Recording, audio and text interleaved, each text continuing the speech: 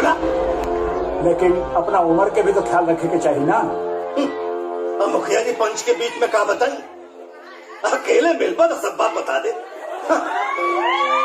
पंचायती के बाद तो भाई उम्र में हम बियाह काहे ना कर सकी ना।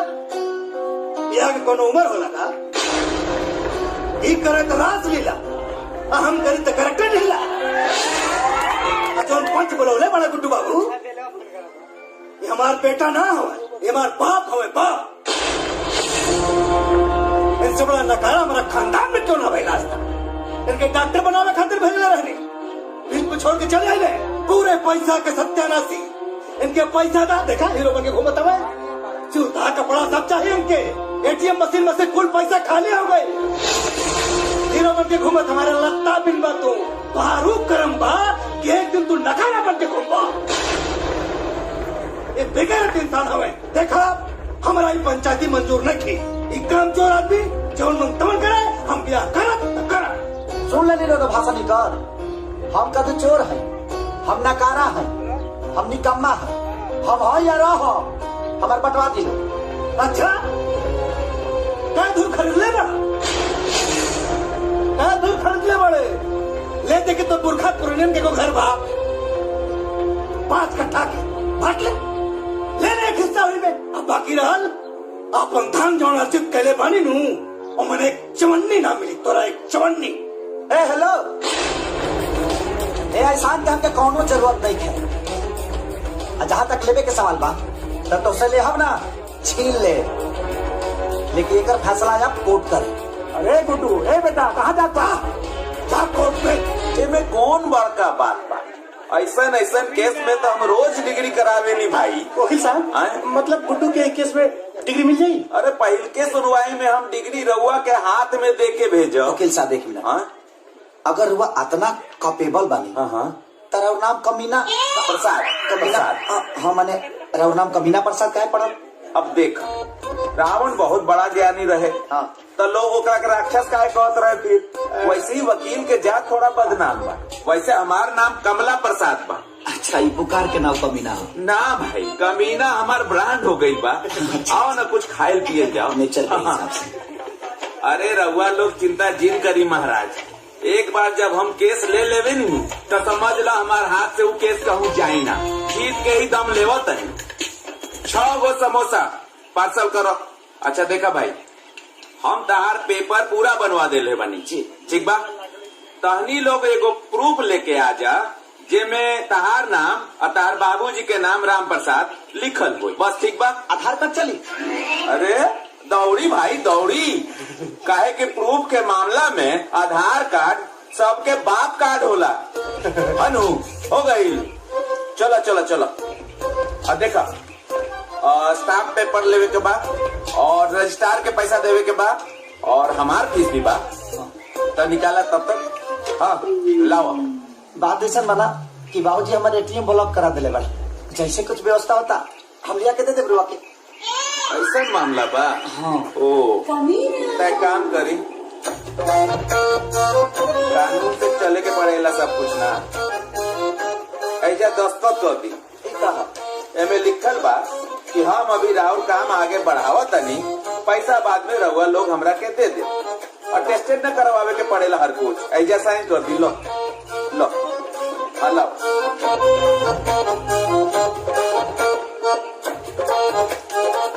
ठीक बा, चलो। साफ पैसा पैसा भाई, पैसवा ना देनी, पैसवा दी। अरे यार पार्सल तू लेला तो पैसा हमने के कह के दी जा। अरे लो कर देला ना बात। कोर्ट कचहरी के कुछ नियम कानून भी होला। देखो, कोर्ट कचहरी पुलिस थाना के चक्कर में जे लोग पड़ेला, बड़का बड़का राजा लोग के राजपाट बिल में घुस जाला। पैसवा दे दो, रिवाज होला। एगो बात कही, हाँ तहर नाम कमीना के रख। कमीना प्रसाद नाम बा भाई। हाँ, कमीना प्रसाद जी की नाम रव की रख। नाम हमार कमला प्रसाद बा, कमीना तो ब्रांड हो गई बा। पैसवा दे दी ना, समझ में आई? दो ना भाई पैसवा। क्या पैसा भाई? 50 रुपया। ला, पुरानका अकाउंट वाला भी क्लियर कर लियो। अनु चलो आओ। अरे चला भाई, कोर्ट कचहरी में तो जेल ही के पड़ी।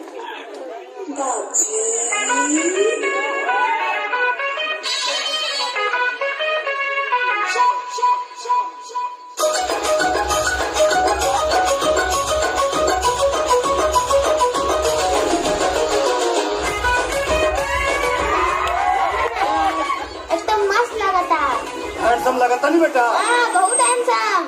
अरे तेरा नाना हैंडसम है ही है। क्या होता? वाह नाना वाह। ओ तय बुढ़ाऊ का जंटिंग पेंटिंग होता है। हाँ? बुढ़ा किसको बोला जी? आई एम नॉट बुढ़ा। बुढ़ा होगा तेरा सत्तू। I am Ram Prasad. ओके? हाँ जी। नचवा में क्या कहला सानंद जी? हाँ तो गौर करिए, सीमेंट बालू से कभी मकान नहीं होता, बिना सीमेंट बालू के कभी मकान नहीं होता, और काली कितना भी पोत ले कोई बुढ़ा कभी जवान नहीं होता। हमने के पुरानिया लोग कहला कि जवन जवानी में कोई जाला तो बुढ़ापा में भोगे के पड़ेला, और जवन बुढ़ापा में कोई जाला जवानी में भोगे के पड़ेला। बुढ़ापा में सब जवानी में कहना चाहिए। ऊपर वाला बोलिए ते खतरी मारे नीचे से निकल जाये। कितना लाल लगाम लगा ले के लेकिन घोड़ी ना मिली। अच्छा बैल के कितना चोकर खिया दे के हूँ। अच्छा ज्यादा ना चोती धुआं लगाता।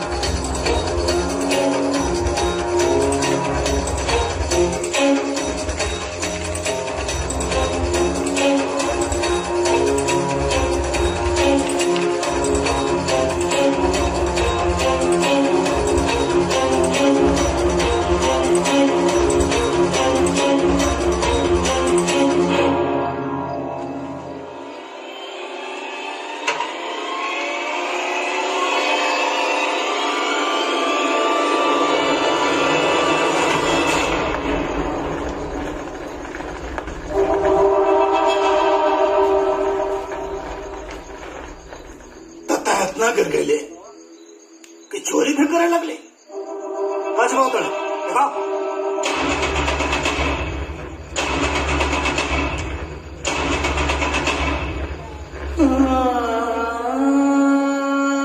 फोटो के अपना साथ रखो तो दूर, लेकिन छुए लायक तो नहीं थे।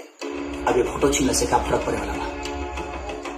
भगवान तो ममता की छाया हमारा सर से छीना वैसे भी अच्छा ही नहीं छीन उठा ले। तो आज तो हर करनामा देख के ना चीते जी मर जाती।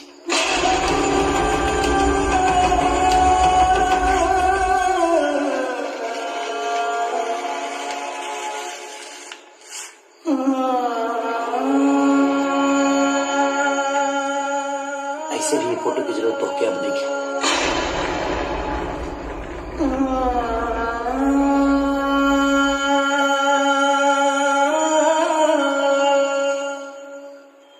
नमस्कार, हम गुड्डू और हम जाना तनी कि आज हम जो करे जा रहे बनी वो बहुत लोग के तकलीफ दी। मैम हाँ, लेकिन एगो जवान बेटा का कर सकेला। एक वीडियो हमरे के जिए ना दी। जब बुढ़ापा में बाप की नीयत खराब हो जाए, बाप सब सम्मान के पानी में दबा दी, तो एगो बेटा का कर सकेला। ये दुख के घड़ी में हमारा अपन केहू साथे नहीं। अगर केहू साथे बा तो कानून बा, और कानून के कुछ लोग बा, जैसे कि हमारा बड़ भाई की तरह कमीना प्रसाद। हाँ, कमीना प्रसाद जी। ये के सहारे हम आज कोर्ट गए बनी अपना हक के लड़ाई लड़े खाती। अपन हिस्सा लेवे खाती हम चाहता नहीं कि थोड़ा सा ही दुख बा हमरा खाती। अगर ये उम्र में बाप ऐसे करी तो एगो बेटा पका गुजरत हुई वो लोग सब समझता कब। मुखिया जी तनी हई देख ली, गुडुआ अपने बाप के खिलाफ कोर्ट में केस करे जा रहा बा। चुप करे के जरूरत नहीं के गुड्डू बाबू। गुड्डू बाबू, गुड्डू बाबू, अरे अरे मतलब फाड़ दी। काला काला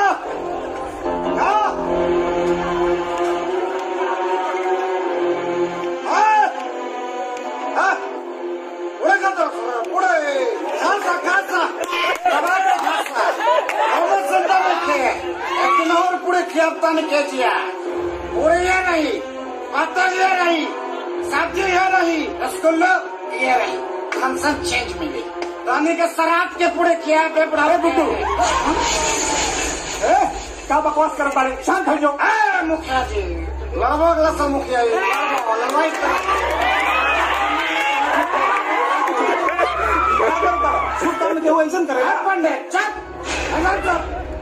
तो कुंडले वाले हम बाढ़ में पता पड़ा नहीं बाढ़ में तरह का सुनामी में रह जाए। अब इससे बारात ना जाए आरती जाएगा आरती हटो आरती जाएगा कौन है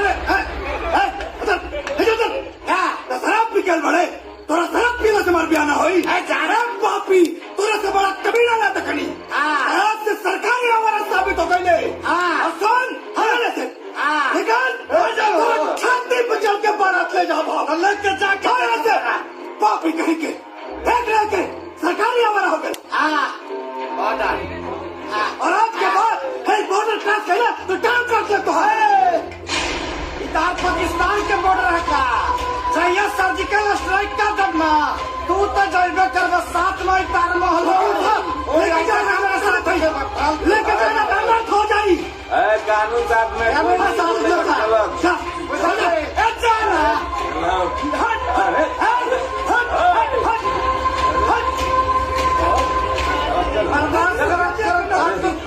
अरे बैठ जा बैठ। अरे तलाश का क्या होता है बात सलामत में तोरा छाती पे चढ़ के बारात जाई तोरा छाती पे जाई छाती पर छाती और रोड हका बड़ा मजा आया। रसगुल्ला खेबे खा ले जितना पैसा खर्चा कर बने सरम रसगुल्ला आनंद रघुराज ए ज्यादा बोला तारा तू बोला ज्यादा बोला तू ज्यादा बोला तारा तू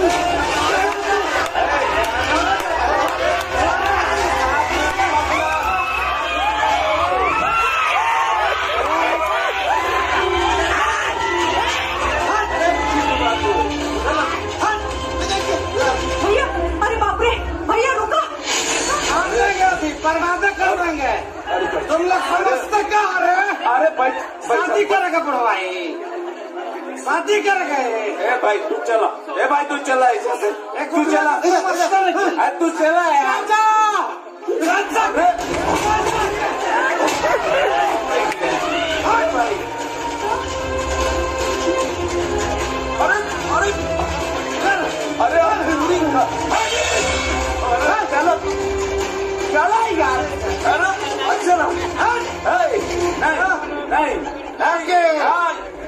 अभी बात सुना पड़ जाए रेबे न कर गए।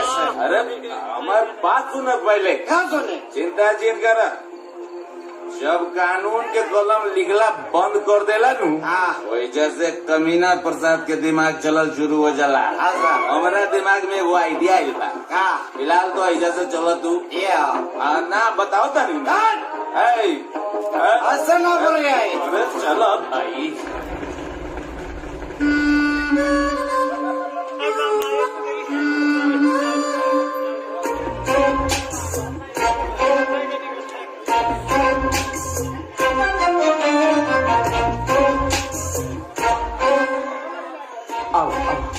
ईटा संभाल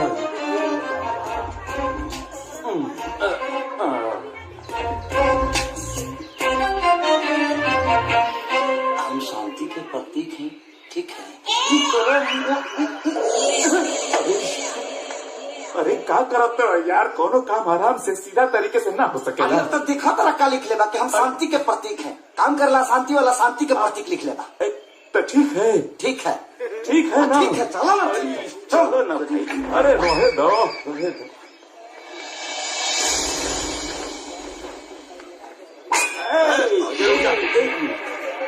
खतरा मल जी से फोन पे बात भइल रहे, बोला कि कमीना प्रसाद जी आइल बड़े, जा जा।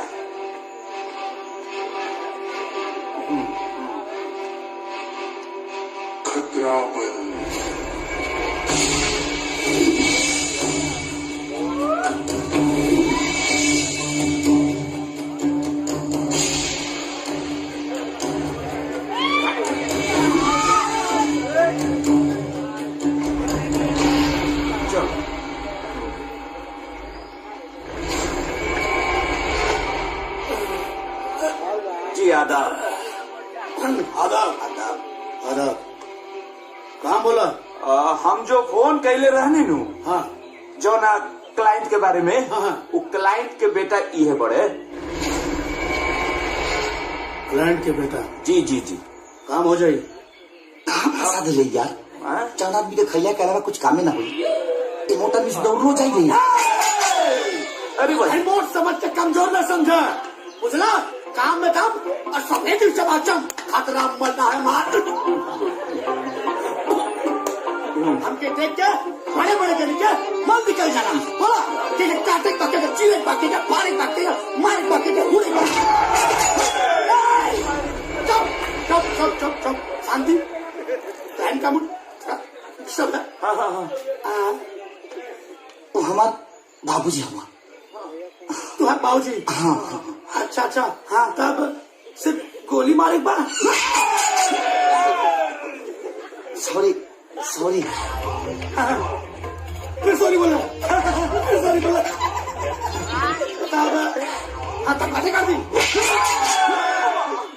सॉरी सॉरी सॉरी बोला। आँख मोटी।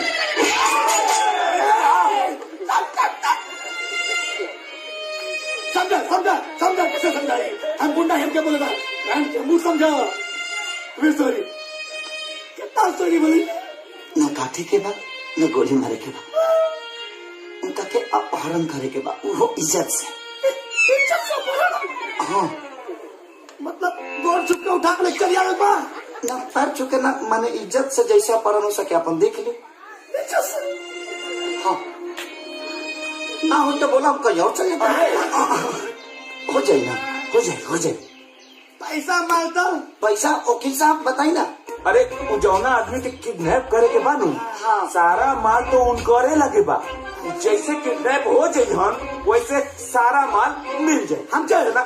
हाँ, जितना चाहे फीस में वो रख ली। मतलब पूरा बात हमके मिल जाए? हाँ सब सब सब सब। हाँ हाँ हाँ, हाँ ठीक है, एक बार चलता है। हाँ लेकिन इतना छोटा खातिर इतना बड़ा गुंडा खतरा बल के हो जाए, हो जाए, पता ना चलता है। हाँ माने काम हो जाएगी चाहिए। हाँ जब से आदाब, बैठ।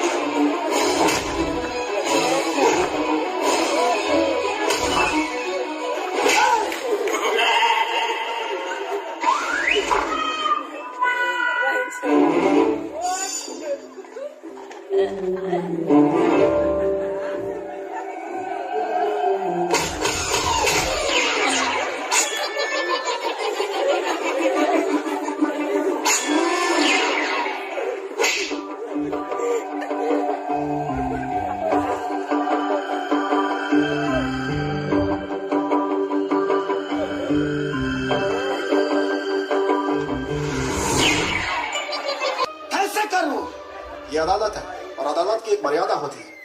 इस केस का फैसला अदालत कल सुनाएगी। जज साहब ऐसा मत करिए, कल शादी है इनकी, मैं बर्बाद हो जाऊंगा जज साहब, मैं बर्बाद हो जाऊंगा। प्लीज आज ही फैसला सुनाइए, कल तो शादी हो जाएगी इनकी जज साहब। यार सब ठीक हो जाए, सब तबाह हो जाए यार। अरे सब ठीक हो जाए। आई चल चल चल। अरे फैसला हमने के हक में आए होकर चिंता। गुड्डू जी, केस की सुनवाई पूरी हो गई, अब निर्णय आना बाकी है, आपको क्या लग रहा है? देखिए, मैं सत्य के साथ हूँ जी।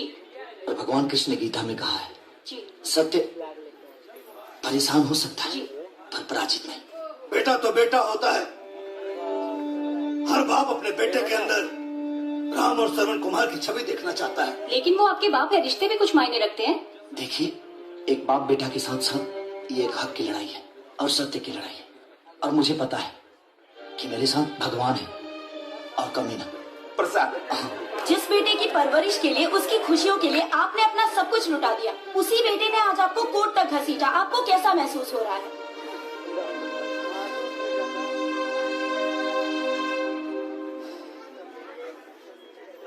यह मुकदमा हिंदुस्तान के हर बेटों के लिए एक सबक साबित होगा। Thank you.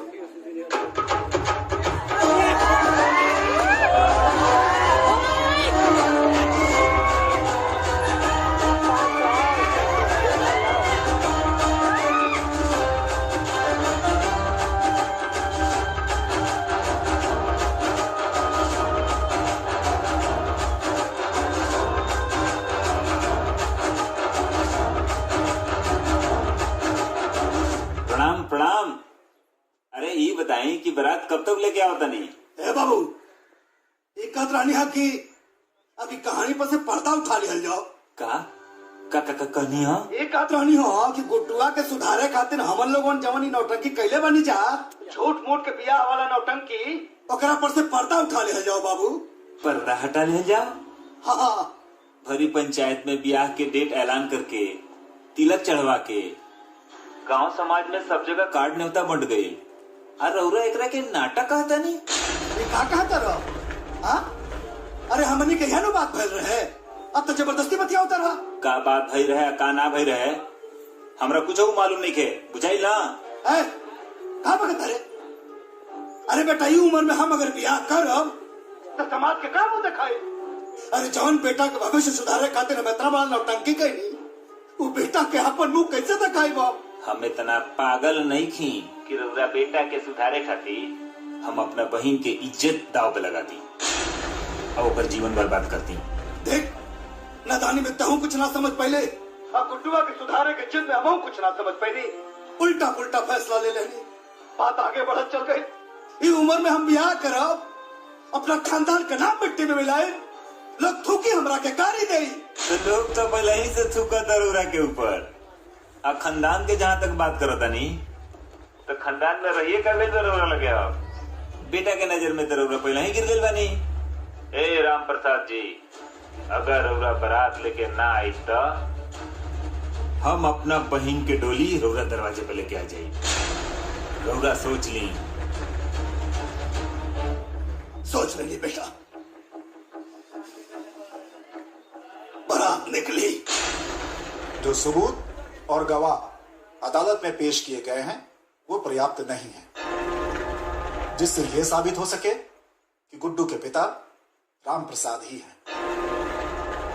इसलिए यह अदालत। रुक जाइए जज साहब।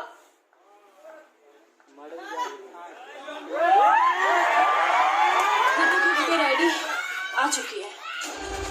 वोटर आईडी ये दे दीजिए।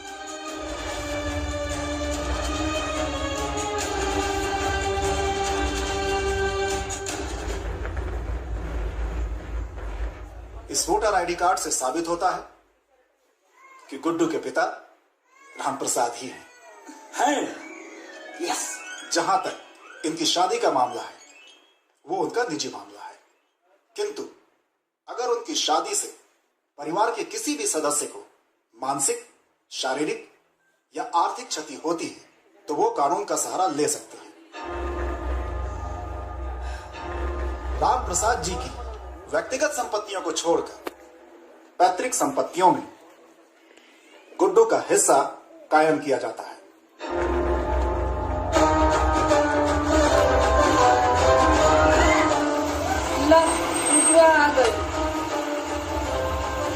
बंद कर, बंद कर।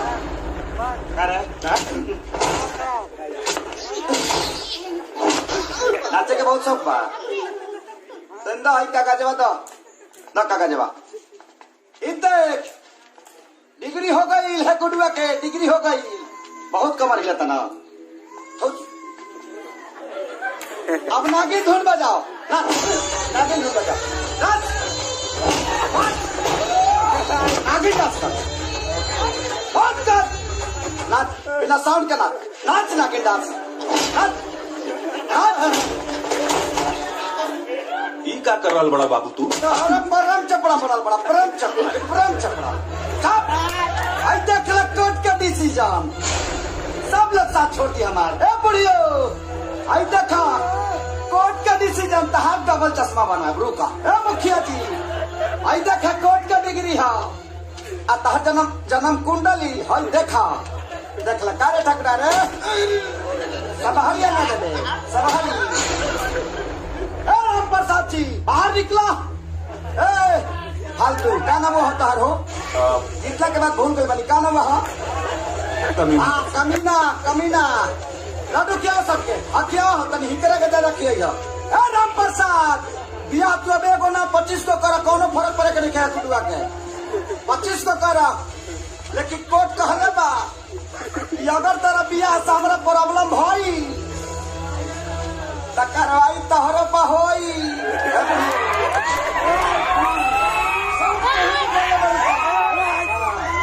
राम प्रसाद जी बाहर निकला बाहर। अब गुडुआ के हक ना जमींदारी हो।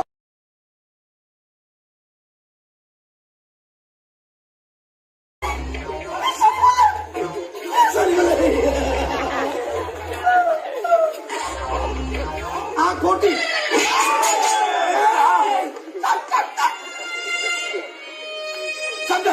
समझा कैसे समझाए? हम गुंडा हम क्या बोलेगा? मुंह समझा। सॉरी कितना सॉरी बोली न काठी के बाद न गोली मारे के बाद उनका के अपहरण करे के बाद वो इज्जत से। हाँ मतलब गोड़ छुप के उठा के चल जावे बा ना, पैर छुके ना, माने इज्जत से जैसा अपहरण हो सके अपन देख ले। हाँ ना हो तो बोला हम कहीं और चले हो जाए ना, हो जाए। पैसा मांगता, पैसा वकील साहब बताई ना। अरे वो जौना आदमी के किडनैप करे के बानू, हाँ सारा माल तो उनकरे लगे बा। जैसे किडनैप हो जाये हन वैसे सारा माल मिल जाए। हम चाहे ना, हाँ जब ना चाहे फीस में वो रख ली, मतलब पूरा माल हमको मिल जाए। हाँ सब हाँ ठीक है एक बार चलता है। लेकिन इतना छोट काम करते इतना बड़ा गुंडा खतरा बल के हो जाए पक्का चल तनिया काम हो जाएगी तनिया बैठ।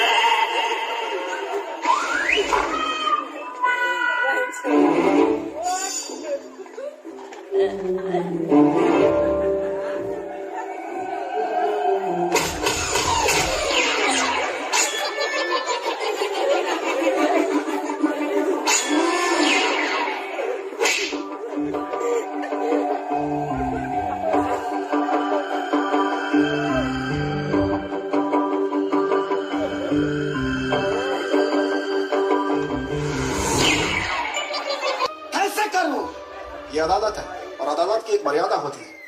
इस केस का फैसला अदालत कल सुनाएगी। जज साहब ऐसा मत करिए, कल शादी है इनकी, मैं बर्बाद हो जाऊंगा जज साहब, मैं बर्बाद हो जाऊंगा। प्लीज आज ही फैसला सुनाइए, कल तो शादी हो जाएगी इनकी जज साहब। यार सब ठीक हो जाए। सब तबाह हो जाए यार। अरे सब ठीक हो जाए। आई आई चल चल चल। अरे फैसला हमने के हक में आए होकर चिंता। गुड्डू जी, केस की सुनवाई पूरी हो गई, अब निर्णय आना बाकी है। आपको क्या लग रहा है? देखिए, मैं सत्य के साथ हूँ जी।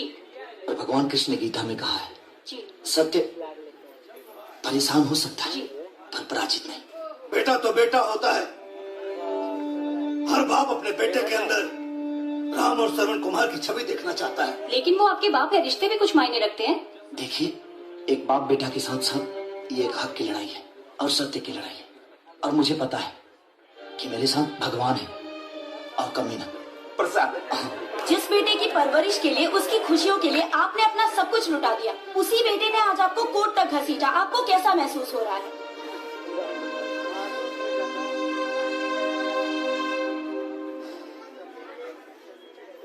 यह मुकदमा हिंदुस्तान के हर बेटों के लिए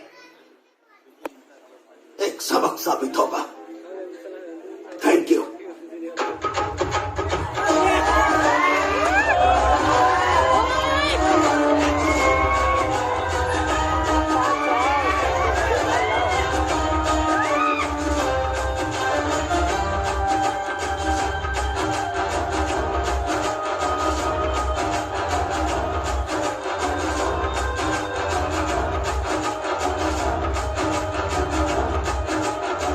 प्रणाम प्रणाम। अरे ये बताएं कि बारात कब तक लेके आओ तनी? ए बाबू, एक रानी हा की अभी कहानी पर से पर्दा उठा लिया जाओ। का कहनी हो? एक रानी हो कि गुड्डुआ के सुधारे खातिर हमन लोगन जवन नौटंकी कैले बनी जा, झूठ मूठ के बियाह वाला नौटंकी, ओकरा पर से पर्दा उठा लिया जाओ बाबू। पर्दा हटा ले जाओ। हाँ, भरी पंचायत में ब्याह के डेट ऐलान करके, तिलक चढ़वा के, गांव समाज में सब जगह कार्ड न्योता बंट गई। और रउरा एकरा के नाटक कहता नहीं? ये का कहता रहो? हाँ? अरे हमनी के यहाँ बात भैल रहे, अब तो जबरदस्ती बतिया होता रहा। का बात भई रहे का ना भई रहे हमरा कुछ मालूम नहीं के, बुझाई ना?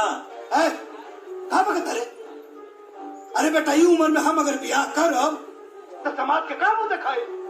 अरे जौन बेटा के भविष्य सुधारे खातिर हम इतना बड़ा नौटंकी कही, वो बेटा के अपन मुंह कैसे दिखाई बाप? हम इतना पागल नहीं थी कि रउरा बेटा के सुधारे खातिर हम अपना बहन के इज्जत दाव पे लगा दी और ऊपर जीवन बर्बाद करती। देख, नादानी में तहु कुछ ना समझ पहले, अब गुड्डुआ के सुधारे के जिद में हम कुछ ना समझ पहले, उल्टा पुल्टा फैसला ले लेनी, बात आगे बढ़त चल गई। ये उम्र में हम ब्याह करब, अपना खानदान का नाम मिट्टी में मिलाए, लोग थूकी हमरा के गाली दे। तो लोग तो पहले ही से थूका रउरा के ऊपर। अब खानदान के जहाँ तक बात करो तनी, तो खानदान में रहिए कर ले रउरा लगे। अब बेटा के नजर में तो रउरा पहले ही गिर गई बानी। ए राम प्रसाद जी, अगर रउरा बारात लेके ना आई तो हम अपना बहन के डोली रउरा दरवाजे पे लेके आ जाये। रउरा सोच ली। सोच लेंगे बेटा। बारात निकली। जो सबूत और गवाह अदालत में पेश किए गए हैं वो पर्याप्त नहीं है जिससे यह साबित हो सके कि गुड्डू के पिता राम प्रसाद ही हैं। इसलिए यह अदालत। रुक जाइए जज साहब।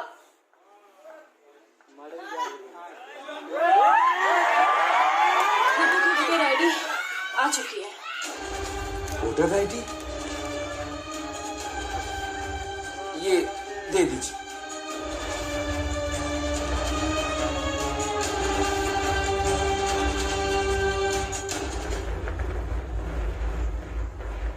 इस वोटर आईडी कार्ड से साबित होता है कि गुड्डू के पिता राम प्रसाद ही हैं।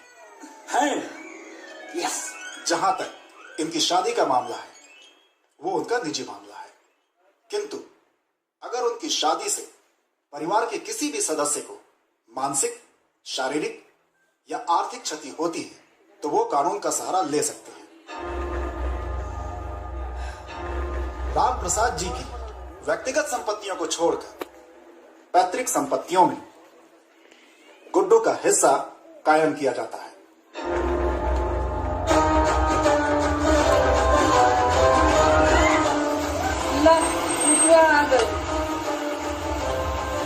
बंद कर, बंद कर।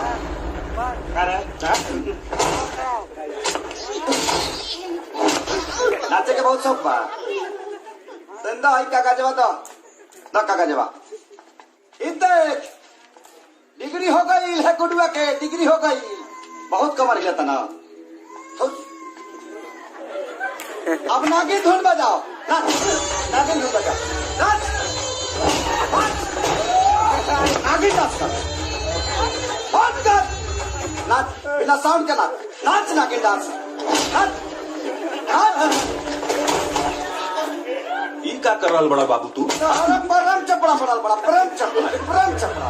सब आई देख ले कोर्ट का डिसीजन, सब लोग साथ छोड़ दिया हमारे। ए बुढ़ियो, आई देखा कोर्ट का डिसीजन, तहार डबल चश्मा बना है ब्रू का। ए मुखिया जी, आई देखा कोर्ट का डिग्री है, आ तहार जन्म कुंडली, आई देखा, देख ला कारे ठकरा रे, सब हरियाणा दे, सब हरियाणा। राम प्रसाद जी बाहर निकला। फालतू का नाम होता हो? जीतला के बाद भूल गई बनी, का नाम है? कमीना।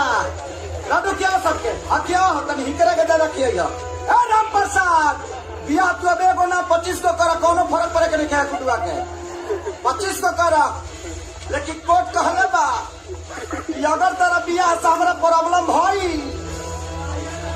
त कार्रवाई तोहरो पर होई।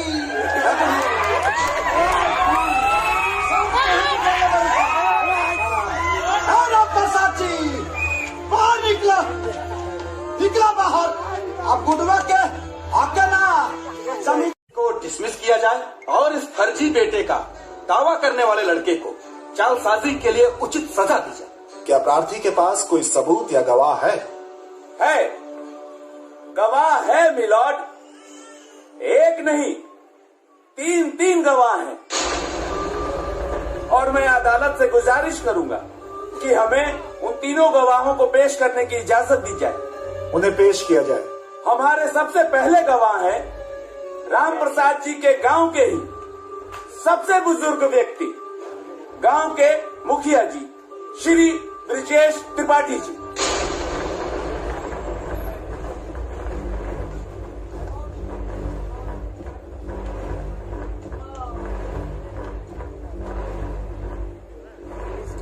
हुजूर, मैं उस खुशी के समय को कैसे भूल सकता हूं जिस दिन गुड्डू का जन्म हुआ था। उस दिन राम प्रसाद जी फूले नहीं समा रहे थे। मारे खुशी की इन्होंने मुझे ठूस ठूस के लड्डू खिलाया था, वो भी शुद्ध देसी घी के। Any question please? Yes milord. मुखिया जी, क्या मैं जान सकता हूं कि उस लड्डू का साइज क्या था? हुजूर, माई बाप, मुझे क्या मालूम था कि उस लड्डू की साइज बताने के लिए मुझे यहाँ अदालत में आना पड़ेगा। साइलेंस। अगला गवाह पेश किया जाए। पंडित जी, जज साहब को जरा ये बताएं कि जब गुड्डू जी का जन्म हुआ था तो उस समय आपने क्या क्या किया था? जनाब, हम पूरे गांव का जन्म पत्री हम ही बनाते हैं। वैसे वो सौभाग्यशाली ब्राह्मण हम ही हैं जो राम प्रसाद जी के कहने पर गुड्डू बाबू का जन्म पत्री बनाए थे। और राम प्रसाद जी हमको बहुत इनाम दिए थे साहब। 51 रुपया नगद और 1 जोड़ा धोती हमको इनाम में दिए थे। और वो धोती साहब हम आज भी संभाल के रखे हुए हैं। बहुत ठीक है पंडित जी, उस धोती को हमेशा के लिए संभाल कर रखे, बहुत काम की धोती थी वो। अब आप जाइए।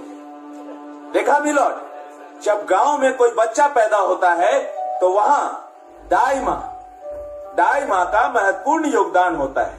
मिलॉर्ड, जब गुड्डू जी पैदा हुए थे तो वहां भी एक दाई माँ मौजूद थी। मैं उसी दाई माँ को इस अदालत में पेश करता हूं। आइए। हाँ तो दाई माँ, जब गुड्डू जी का जन्म हुआ था तो क्या क्या हुआ था, जज साहब को बताइए। माई बाप, हम ही है जे गुड्डू बबुआ के नार कट ले रही। और सरकार, हमरा वो दिन अच्छे से याद है जब नार की कटाई में राम प्रसाद जी हमरा के सोने की सिकड़ी देले रहलन, जन आज भी हम पहिरले बानी। सुरहुआना सच बा सरकार कि गुड्डू बबुआ राम प्रसाद जी के सुपुत्र बाड़े। अब आप जा सकते।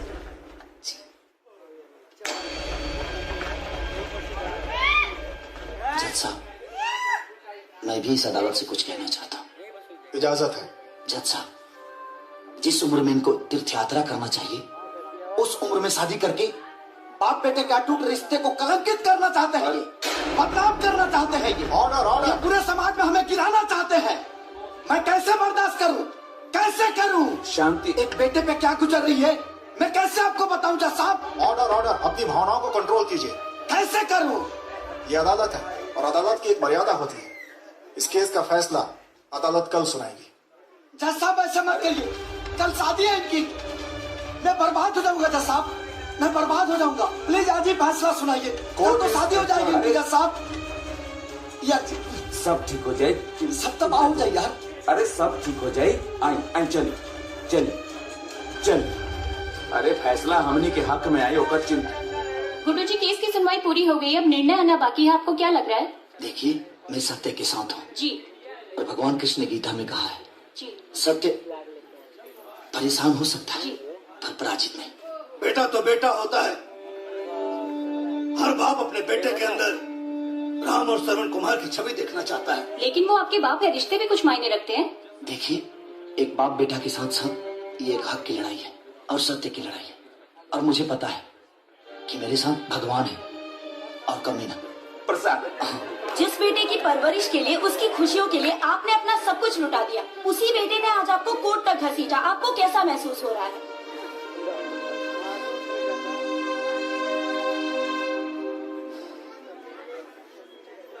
यह मुकदमा हिंदुस्तान के हर बेटों के लिए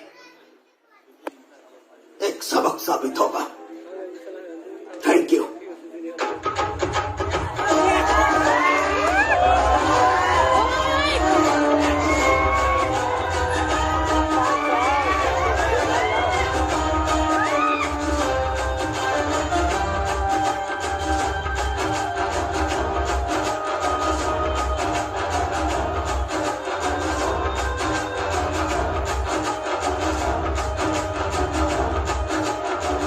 प्रणाम प्रणाम। अरे ये बताएं कि बारात कब तक लेके आओ तनी? ए बाबू, एक रानी हा की अभी कहानी पर से पर्दा उठा लिया जाओ।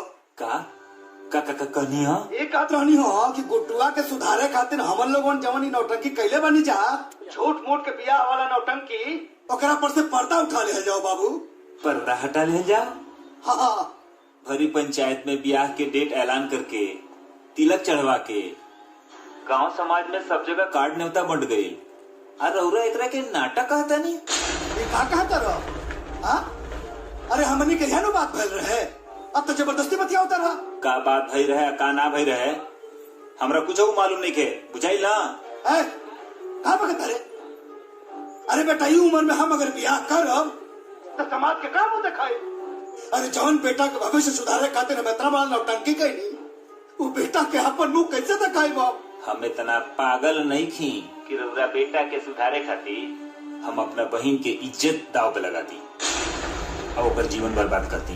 देख, नादानी में तहु कुछ ना समझ पहले, और गुड्डुआ के सुधारे के जिद में हम कुछ ना समझ पहले, उल्टा पुल्टा फैसला ले लेनी, बात आगे बढ़त चल गई। इस उम्र में हम ब्याह करब, अपना खानदान का नाम मिट्टी में मिलाए, लोग थूकी हमरा के गाली दे।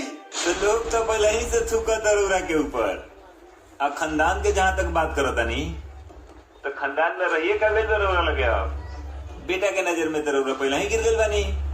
ए राम प्रसाद जी, अगर रउरा बारात लेके ना आई तो हम अपना बहन के डोली रउरा दरवाजे पे लेके आ जाई। रउरा सोच ली।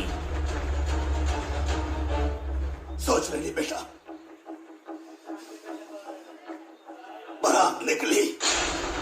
जो सबूत और गवाह अदालत में पेश किए गए हैं वो पर्याप्त नहीं है। जिससे यह साबित हो सके कि गुड्डू के पिता राम प्रसाद ही हैं। इसलिए यह अदालत। रुक जाइए जज साहब।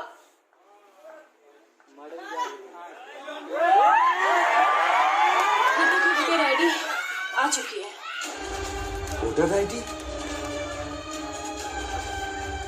ये दे दीजिए।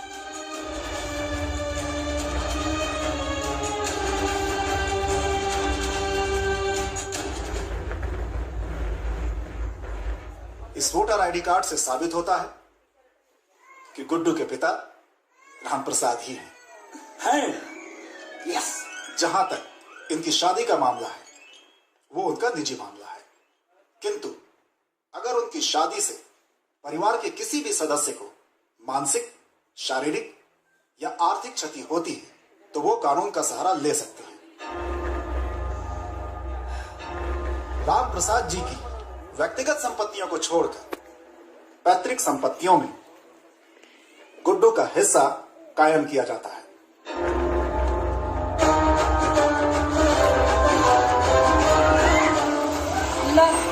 आ गई।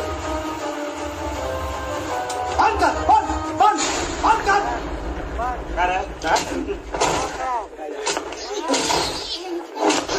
नाचे के बहुत शौक बा। धंधा आई कागजवा तो न कागजवा देख, डिग्री हो गई है गुडुआ के, डिग्री हो गई। बहुत कमर जाता ना। अब नागिन धुन बजाओ, नागिन धुन बजाओ, नाच नागिन डांस कर, बंद कर, नाच बिना साउंड के नाच, नाच नागिन डांस, नाच नाच। ई का कर रहा बड़ा बाबू तू? परम चपड़ा पड़ल बड़ा, परम चपड़ा। आई देख लो कोर्ट का डिसीजन, सब लोग साथ छोड़ दिया हमारे। ए बुढ़ियो, आई देखा कोर्ट का डिसीजन, तहार डबल चश्मा बना है ब्रू का। ए मुखिया जी, आई देखा कोर्ट का डिग्री है, आ तहार जन्म कुंडली, आई देखा, देख ला कारे ठकरा रे, सबहरिया ना दे, सबहरी। राम प्रसाद जी बाहर निकला।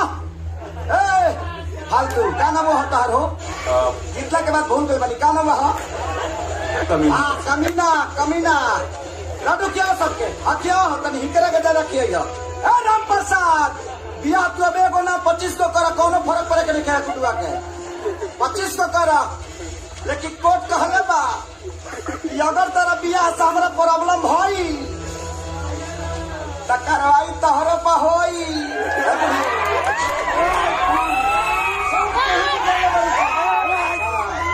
राम प्रसाद जी बाहर निकला बाहर।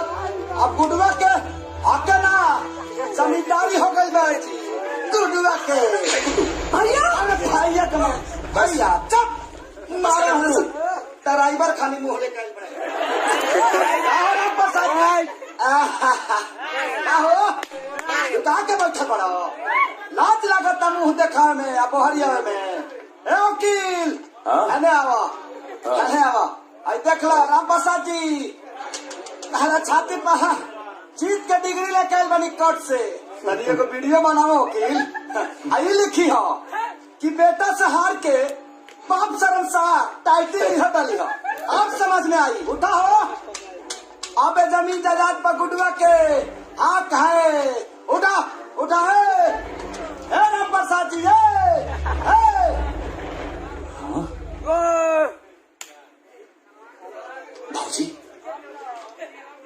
भाजी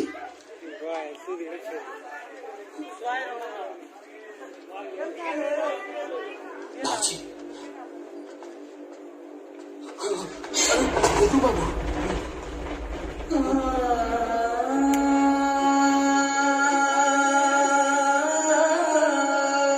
बाबू, ए हमार बाबू का रे गुडुआ,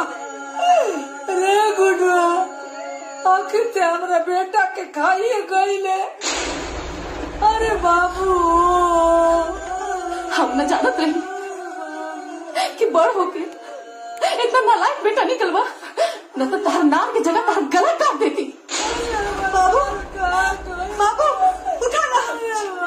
वाह भाई वाह, का जमाना आ गइल बा। एक ही बाप जे अपना बेटा के जितावे खातिर हमनी के कोर्ट में गवाही देवे खातिर भेजले रहल, और एक ही इदारा एक बेटा जे अपने बाप के मुआ देलस। हे भगवान, का जमाना आ गइल बा। तोहरा जैसे नालायक औलाद के देख के बेटा आज हमरा विश्वास हो गई। पंचांग, कुंडली, ग्रह, नक्षत्र, अरे ये सब झूठ बा बेटा। तो के अपने जीत पे बहुत घमंड रहना ना गुड्डू। ला, आज तो जीत गई ना। हमारे बाबूजी हार गई, वो हमेशा हमेशा खाते। अरे आज नहीं, हम दोनों साथे रहनी है ना, तो सिर्फ और सिर्फ बाबूजी की वजह से। काहे कि बाबूजी ही काले रहन। हमारा बेटा अपना जिद और नासमझी के चलते बिल्कुल अकेला पड़ गए हो। ओकरा साथे क्यों नहीं के बेटा? बेटी तू होकर साथ मत छोड़िया। होकर साथ मत छोड़िया। लेकिन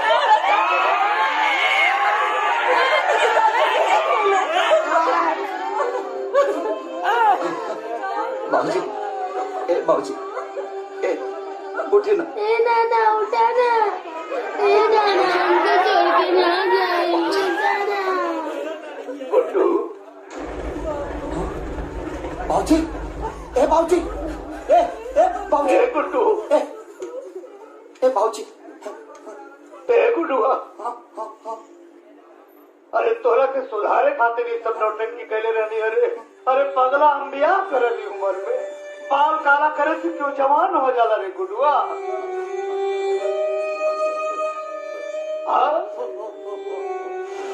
बेटा, तोरा लापरवाही से ना बहुत परेशान हो गए। हमके लागल कि तोर भविष्य खराब हो जाए।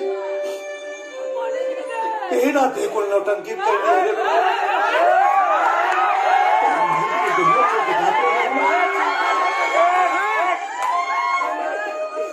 तो हमारा से वो बच्चे ले लेगा नहीं हो। गुडुआ के बहुत बड़ा डॉक्टर बनेगा। बेटा कर्जा देके हम तो हर एडमिशन मेडिकल कॉलेज में लगोगे, लेकिन तू तो बिछोड़े में छोड़ के चलेगा। हमके बहुत गुस्सा लगा जब ते मेडिकल कॉलेज छोड़ के चले लिया था। सोचती कि तोरे माई का कहा जवाब दे। इन खाते डरवावे खाते झूठ मूठ के ब्याह का नाटक कहनी। अरे पागल, बचपन में जब तक छोड़ कर रहे रू और कोनो बात ना मानत रहे आना तो भूत का और शेर के भालू के बहाना वाला या नौटंकी करी तो भाग के आके हमारा गोते बैठ जात रहे। हमारा इतना तो कर रहे बेटा कि तब बहुत बड़ा हो गई थे। गुडुआ बहुत बड़ा हो गई, वो ना डरा।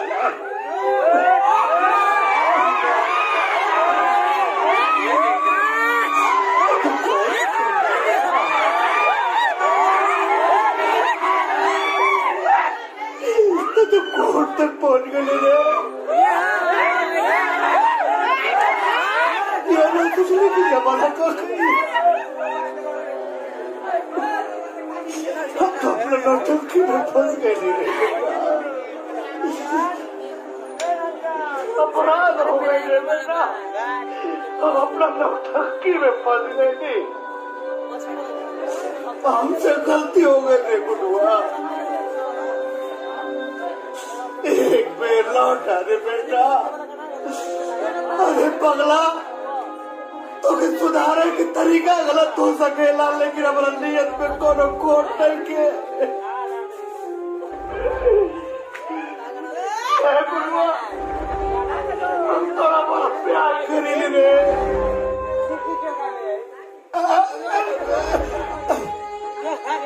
गुडुआ, गुड्डू, बाबू बहुत घबरा दो रहा। हमारा छाती में बहुत दर्द हो रहा है मेरे गुडुआ। बेटा आजा रे।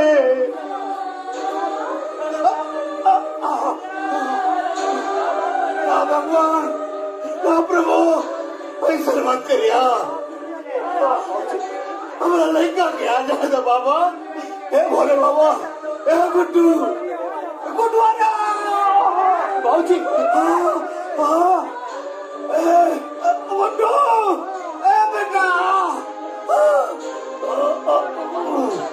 हमार गुड्डू गुड्डू गुड्डू आ गई हमार गुड्डू आ गई गुड्डू गुड्डू गुड्डू गुड्डू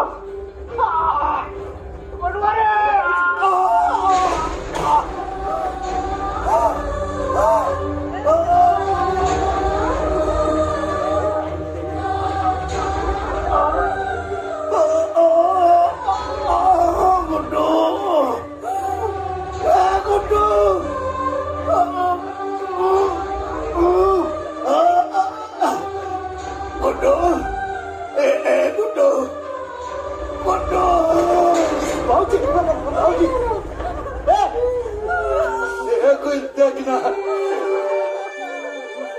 बाबूजी बाबूजी बाबूजी हमके काहे ना पहले बताओ नहीं बाबूजी बाबूजी काहे ना बताओ नहीं बाबूजी बाबूजी बाबूजी उठिए ना बाबूजी बाबूजी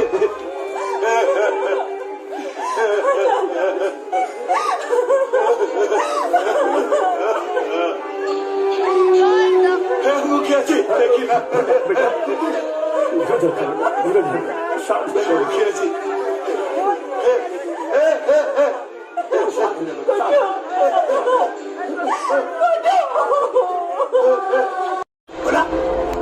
लेकिन अपना उम्र के भी तो ख्याल रखे के चाहिए ना। मुखिया जी पंच के बीच में कहा बताई अकेले मिल पर सब बात बता दे पंचायती के बाद तो भाई उम्र में हम ब्याह काहे ना कर सकी ना ब्याह के कोनो उम्र होला का करे तो रास लीला हम करी तो करेक्टर लीला जो पंच बोलौले बड़ा गुड्डू बाबू ये हमार बेटा ना हो ये हमार बाप हो बाप इससे बड़ा नकारा हमारा खानदान में क्यों ना भाई आज तक इनके डॉक्टर बनाने खातिर भेजले रहने बिल्कुल छोड़ के चले आए पूरे पैसा के सत्यानाशी इनके पैसा ना देखा हीरो बन के घूमता है जूता कपड़ा सब चाहिए इनके एटीएम मशीन में से कुल पैसा खाली हो गए हीरो बन के घूमत हमारे लत्ता बिन बा तू बारू करम बा कि एक दिन तू नकारा बन के घूमबा ये बेगैरत इंसान हवे देखा हमारा ही पंचायती मंजूर नहीं की काम चोर आदमी जौन मन तमन करे हम ब्याह करत तो करत सुन लेनी रो तो भाषा निकाल हम कभी चोर है हम नकारा है हम निकम्मा है हम हो या रहो हमारे बटवा दिलो अच्छा क्या दूर खरीद ले बड़ा क्या दूर खरीद ले बड़े ले दे के तो बुरखा पुरनियन के को घर बा 5 कट्ठा के बांट ले एक हिस्सा हुई में अब बाकी रहल अपन धान जौन अर्जित कैले बानी नू और मैंने एक चवन्नी ना मिली तोरा एक चवन्नी ए हेलो ए ऐसान के हमके कोनो जरूरत नहीं है जहाँ तक लेवे के सवाल बा तब तो उसे ले हम ना छीन ले लेकिन एक फैसला आप कोर्ट करे। अरे गुड्डू ए बेटा कहाँ जाता जा कोर्ट में में कौन बड़का बात बा ऐसा केस में तो हम रोज डिग्री करावे नहीं भाई। वकील साहब मतलब गुड्डू के केस में डिग्री मिल जाये। अरे पहले के सुनवाई में हम डिग्री रहुआ के हाथ में दे के भेजो। वकील साहब देख मिला अगर हुआ इतना कैपेबल बनी तेरा नाम कमीना प्रसाद हाँ मैंने तेरा नाम कमीना प्रसाद क्या पड़ा। अब देख रावण बहुत बड़ा ज्ञानी रहे तो लोग ओकरा के राक्षस काहे कहत रहे फिर वैसे ही वकील के जात थोड़ा बदनाम बा वैसे हमार नाम कमला प्रसाद बा। अच्छा ये पुकार के नाम कमीना हो ना भाई कमीना हमार ब्रांड हो गई बा। आओ ना कुछ खाए पिए जाओ नेचर के हिसाब से। अरे रहुआ लोग चिंता जिन करी महाराज एक बार जब हम केस ले लेवे नी तो समझ लो हमार हाथ से वो केस कहूँ जाए ना जीत के ही दम लेवत है। 6 गो समोसा पार्सल करो।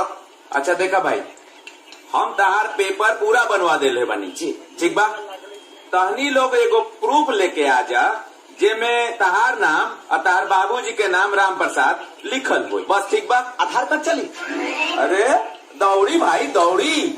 काहे कि प्रूफ के मामला में आधार कार्ड सबके बाप कार्ड होला। अनु हो गई। चलो चलो चलो। अब देखा स्टाम्प पेपर लेवे के बाद और रजिस्ट्रार के पैसा देवे के बाद और हमार फीस भी बा तो निकाला तब तक। हाँ लाओ। बात ऐसा बना कि बाबूजी हमारे एटीएम ब्लॉक करा दिले बड़े, जैसे कुछ व्यवस्था होता हम लिया के दे बुलवा के। ऐसा मामला बा। हाँ। ओ तय काम करी, कानून से चले के पड़ेला सब कुछ ना। ऐजा दस्तखत कर दी।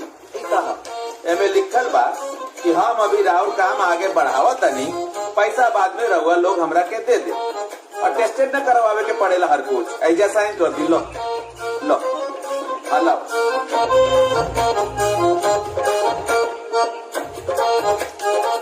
ठीक बा चल। साहब पैसा पैसा ए भाई पैसवा ना देनी, पैसवा दी। अरे यार पार्सल तू लेला तो पैसा हमने के कह के दीजा। अरे लो कर देला ना बात। कोर्ट कचहरी के कुछ नियम कानून भी होला। देखो कोर्ट कचहरी पुलिस थाना के चक्कर में जे लोग पड़ेला बड़का बड़का राजा लोग के राजपाट बिल में घुस जाला। पैसवा दे दो, रिवाज होला ई सब। एगो बात कही। हाँ तहर नाम कमीना के रख। कमीना प्रसाद नाम बा भाई। हाँ कमीना प्रसाद जी की नाम रव की रखल। नाम हमार कमला प्रसाद बा, कमीना तो ब्रांड हो गई बा। पैसवा दे दी ना समझ में आई। दो ना भाई पैसवा। क्या पैसा भाई? 50 रुपया। ला पुरानका अकाउंट वाला भी क्लियर कर लियो। अनु चलो आओ। अरे चलो भाई, कोर्ट कचहरी में तो जेल ही के पड़ी।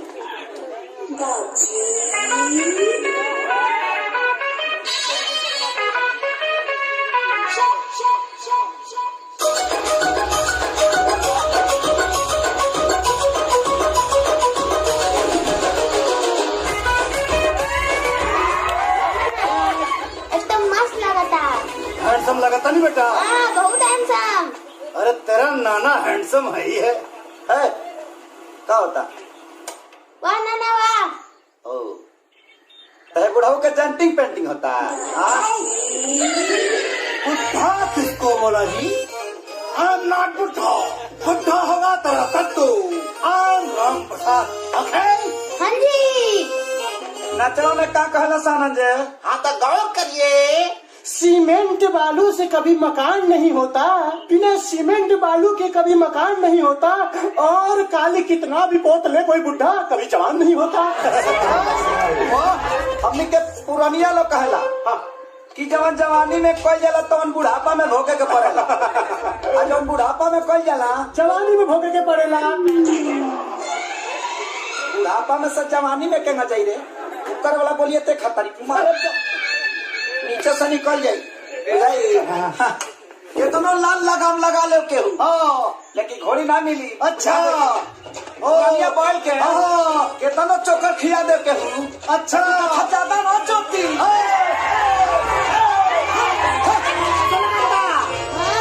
लगाता।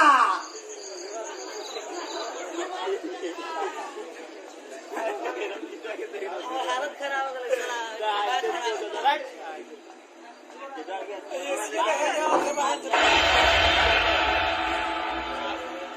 सोलह 5 गले एक का 6 में चलावल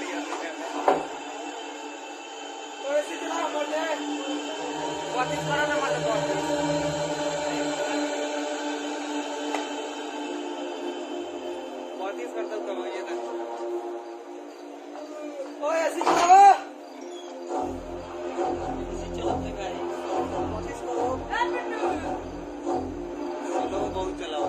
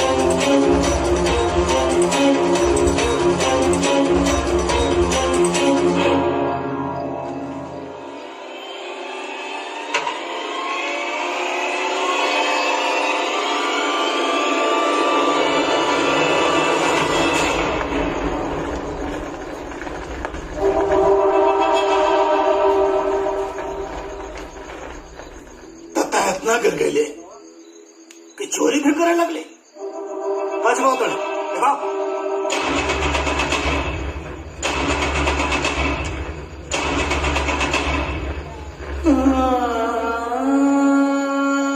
फोटो के अपना साथ रखो तो दूर, लेकिन छुए लायक तो नहीं है।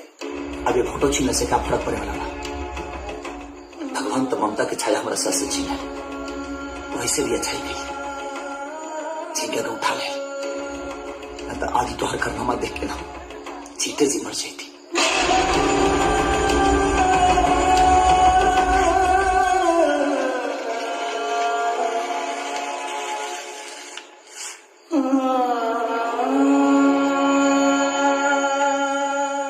ऐसे भी ये फोटो की जरूरत तो क्या अब नहीं है।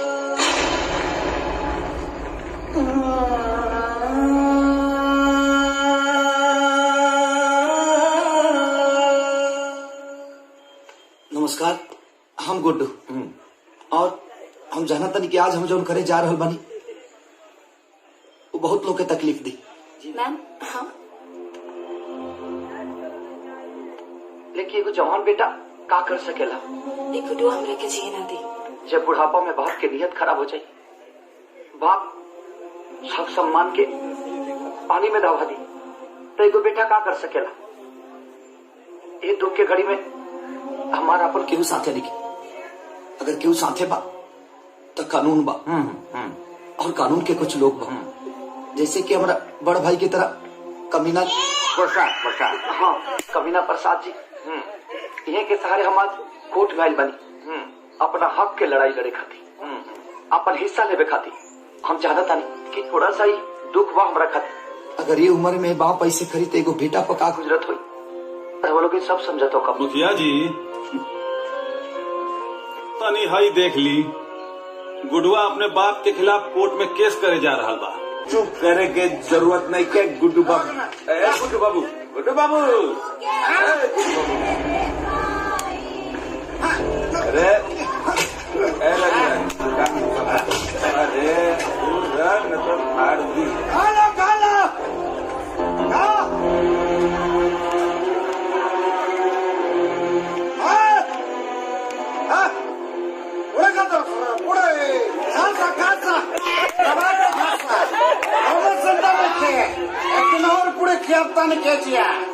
पूरे ये नहीं, पत्थर ये नहीं, सब्जी ये नहीं, रसगुल्ला ये नहीं, थम्सअप चेंज मिली।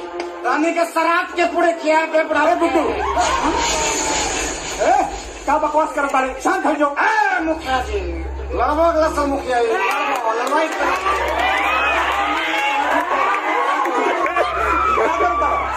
ऐसा करेगा पंडित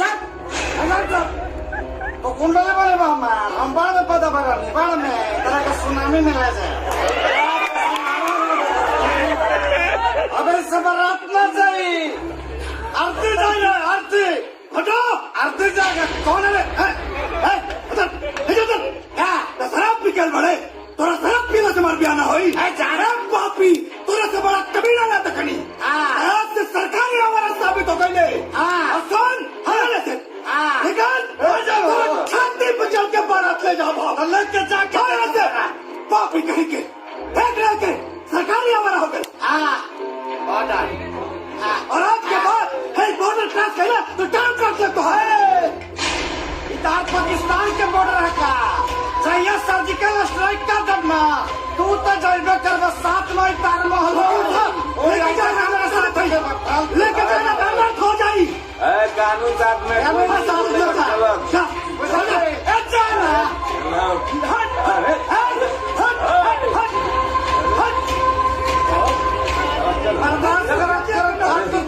अरे बैठ जा, बैठ। अरे तलाश का क्या होता है? बात सलामत में तोरा छाती पे चढ़ के बारात जाई, तोरा छाती पे जाई, छाती और रोड हका बड़ा मजा आएगा। रसगुल्ला खेबे खा ले, जितना पैसा खर्चा कर बने 16 आनंद रघुराज। ए ज्यादा बोला तारा तू, बोला तो ज्यादा। हाँ ज्यादा बोला तू ज्यादा बोला तारा तू।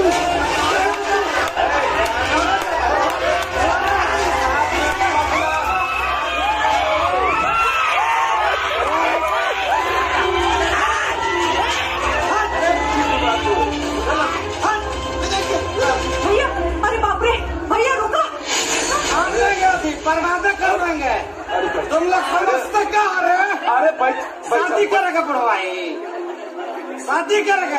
ए भाई तू चला, ए भाई तू चला ऐसे से, तू चला, तू चला अरे चलो चला यार,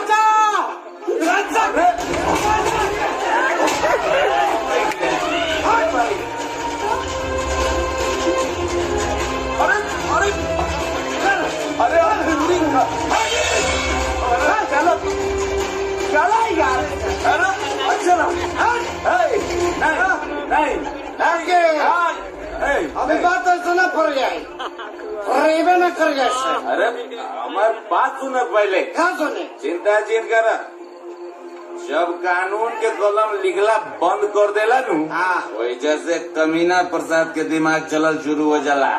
हमारा दिमाग में वो आइडिया आइल बा। फिलहाल तो ऐसा से चलो तू ना बताओ तनी ऐसा ना कर जाए। अरे चलो भाई।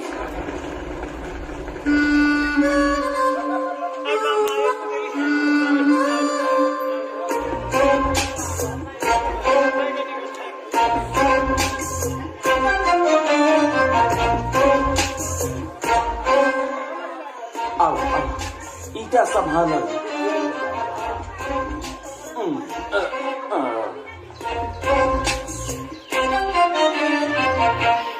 हम शांति के प्रतीक हैं, ठीक है। अरे का करते हो यार, कोनो काम आराम से सीधा तरीके से ना हो सकेला। तो दिखा तरह का लिख लेबा कि हम शांति के प्रतीक हैं। काम करला शांति वाला, शांति के प्रतीक लिख लेबा। तो ठीक है, ठीक है, ठीक है ना, ठीक है, चलो ना, चलो ना भाई। अरे रोहे दो, रोहे दो।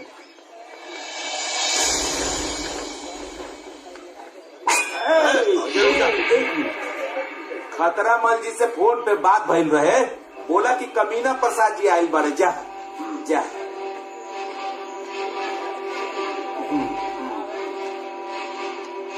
खतरा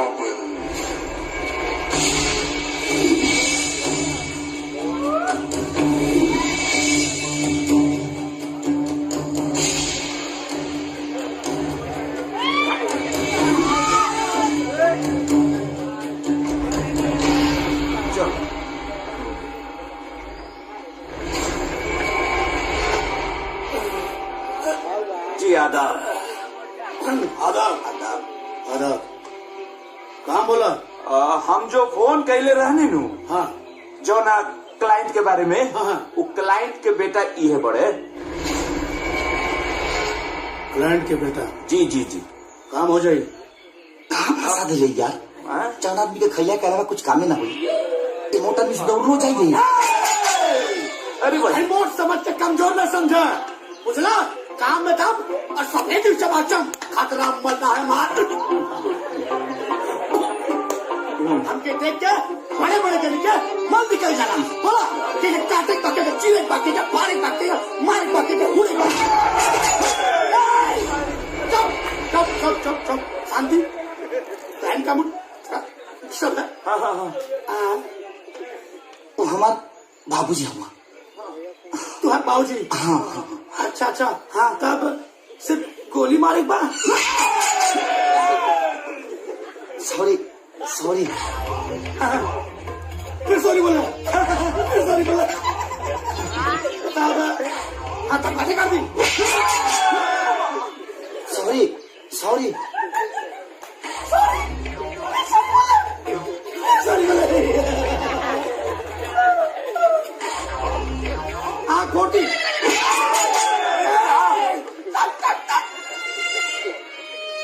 समझा समझा समझा, कैसे समझाए? हम गुंडा है क्या बोलेगा? मुंह समझा। फिर सॉरी। कितना सॉरी बोली?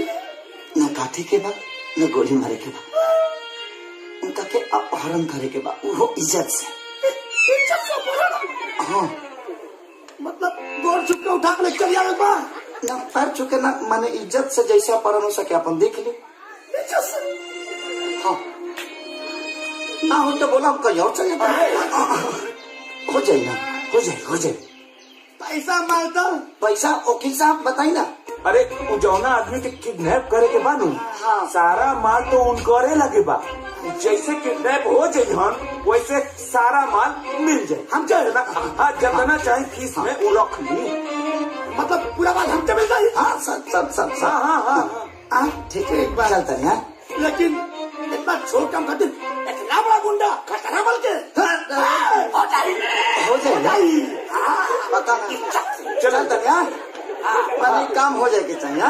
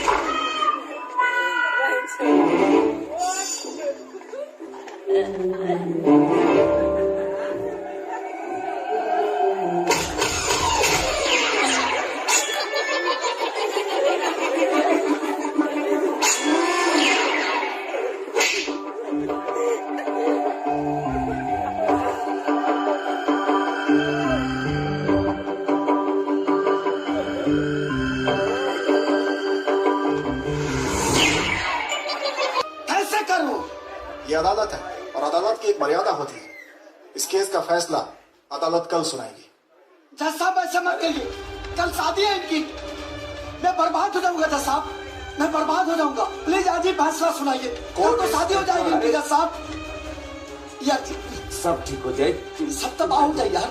अरे सब ठीक हो जाए। आई चल चल चल। अरे फैसला हमने के हक में आए ओकर चिंता।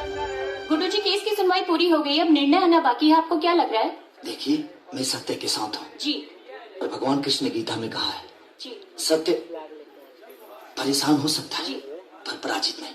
बेटा तो बेटा होता है।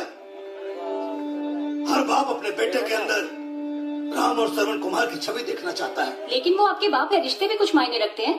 देखिए एक बाप बेटा के साथ साथ ये एक हक की लड़ाई है और सत्य की लड़ाई है, और मुझे पता है कि मेरे साथ भगवान है और कमीना प्रसाद। जिस बेटे की परवरिश के लिए, उसकी खुशियों के लिए आपने अपना सब कुछ लुटा दिया, उसी बेटे ने आज आपको कोर्ट तक घसीटा। आपको कैसा महसूस हो रहा है?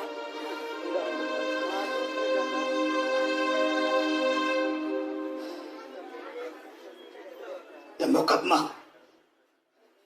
हिंदुस्तान के हर बेटों के लिए एक सबक साबित होगा। Thank you.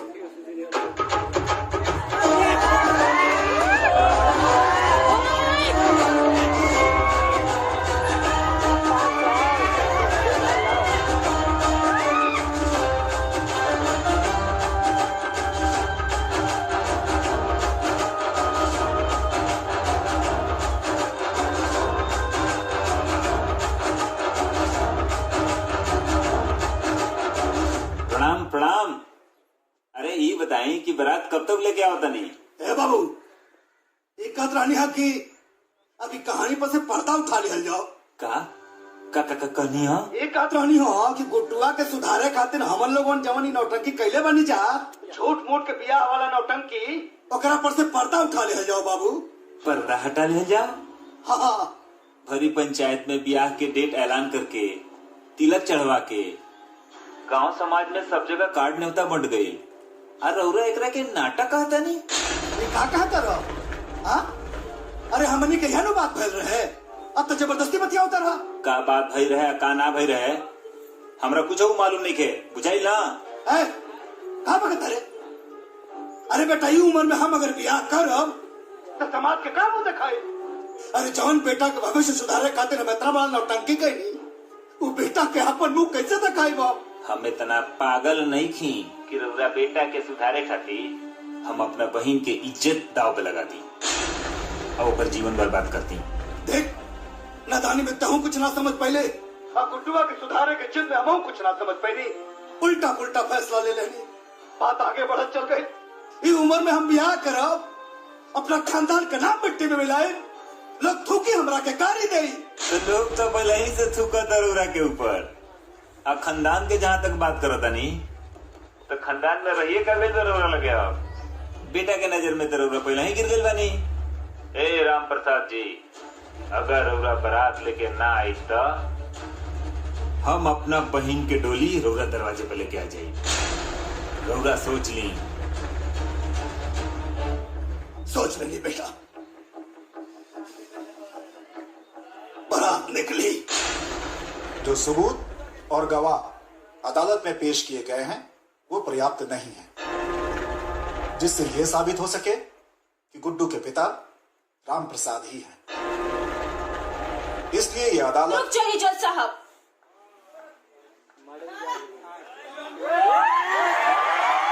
गुड्डू की वोटर आईडी आ चुकी है। वोटर आईडी ये दे दीजिए।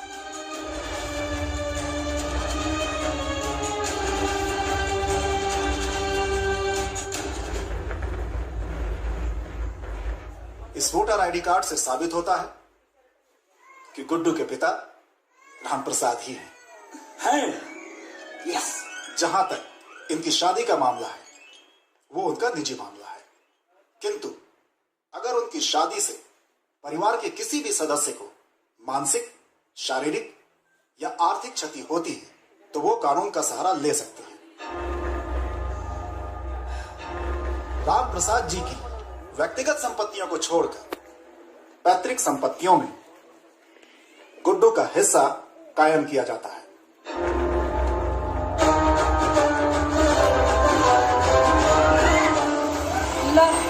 आ गई। बंद कर, बंद कर।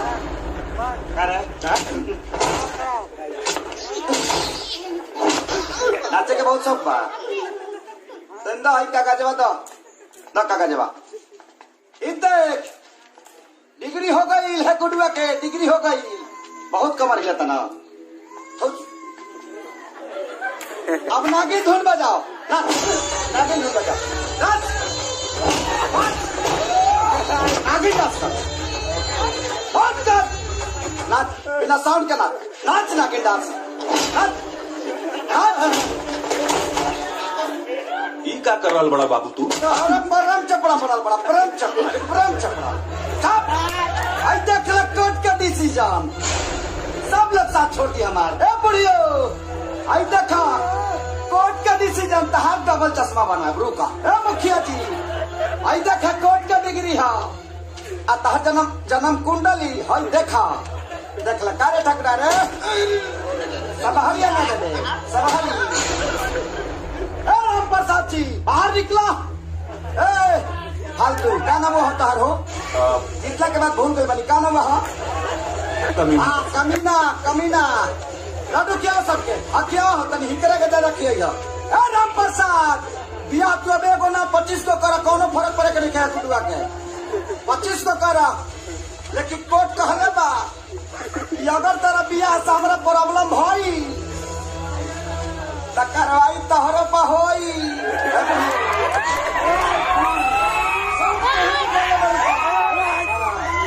राम प्रसाद जी बाहर निकला बाहर। अब गुडुआ के हक ना जमींदारी हो।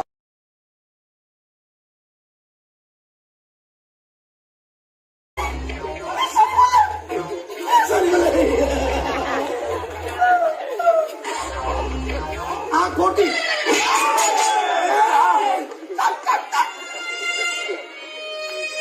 समझा कैसे समझाए? हम गुंडा हम क्या बोलेगा? मुंह समझा। सॉरी कितना सॉरी बोली न काटे के बाद न गोली मारे के बाद उनका के अपहरण करे के बाद वो इज्जत से। हाँ मतलब गोर छुप के उठा के चल जावे बा ना, पैर छुके ना, माने इज्जत से जैसा अपहरण हो सके अपन देख ले।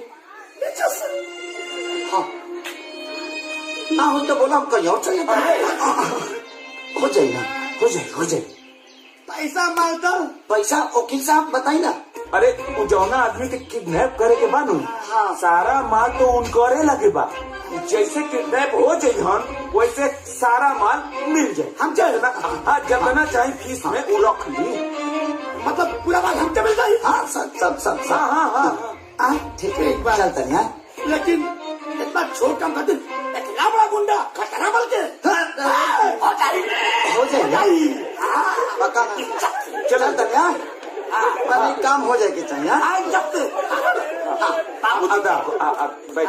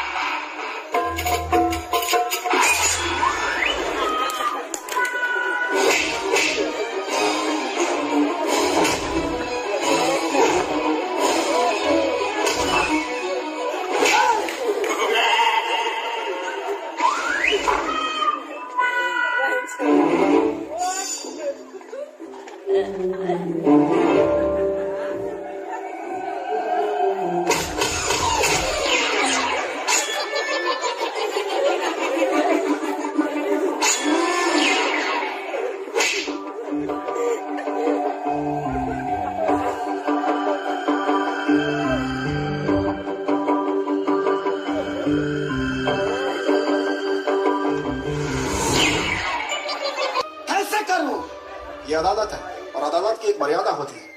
इस केस का फैसला अदालत कल सुनाएगी। जज साहब ऐसा मत करिए, कल शादी है इनकी। मैं बर्बाद हो जाऊंगा जज साहब, मैं बर्बाद हो जाऊंगा। प्लीज आज ही फैसला सुनाइए। कल तो शादी हो जाएगी इनकी जज साहब। यार सब ठीक हो जाए। सब तबाह हो जाए यार। अरे सब ठीक हो जाए। आई चल चल चल। अरे फैसला हमनी के हक में आए होकर चिंता। गुड्डू जी केस की सुनवाई पूरी हो गई, अब निर्णय आना बाकी है। आपको क्या लग रहा है? देखिए मैं सत्य के साथ हूँ जी। और भगवान कृष्ण ने गीता में कहा है जी सत्य परेशान हो सकता है पर पराजित नहीं। बेटा तो बेटा होता है। हर बाप अपने बेटे के अंदर राम और श्रवण कुमार की छवि देखना चाहता है। लेकिन वो आपके बाप है, रिश्ते भी कुछ मायने रखते हैं। देखिए एक बाप बेटा के साथ साथ ये एक हक की लड़ाई है और सत्य की लड़ाई है। और मुझे पता है कि मेरे साथ भगवान है और कमीना प्रसाद। जिस बेटे की परवरिश के लिए, उसकी खुशियों के लिए आपने अपना सब कुछ लुटा दिया, उसी बेटे ने आज आपको कोर्ट तक घसीटा। आपको कैसा महसूस हो रहा है?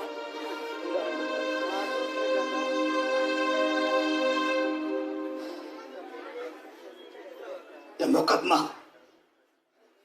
हिंदुस्तान के हर बेटों के लिए एक सबक साबित होगा।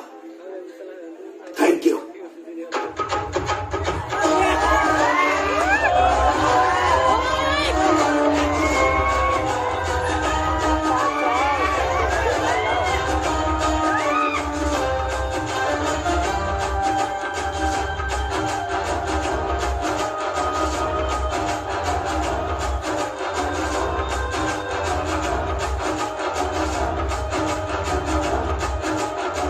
प्रणाम प्रणाम। अरे ये बताएं कि बारात कब तक लेके आओ तनी? ए बाबू, एक रानी हा की अभी कहानी पर से पर्दा उठा लिया जाओ। का कहनी हो? एक रानी हो कि गुड्डुआ के सुधारे खातिर हमन लोगन जवानी नौटंकी कैले बनी जा, झूठ मूठ के बियाह वाला नौटंकी, ओकरा पर से पर्दा उठा लिया जाओ बाबू। पर्दा हटा ले जाओ। हाँ। भरी पंचायत में ब्याह के डेट ऐलान करके, तिलक चढ़वा के, गांव समाज में सब जगह कार्ड न्योता बंट गई।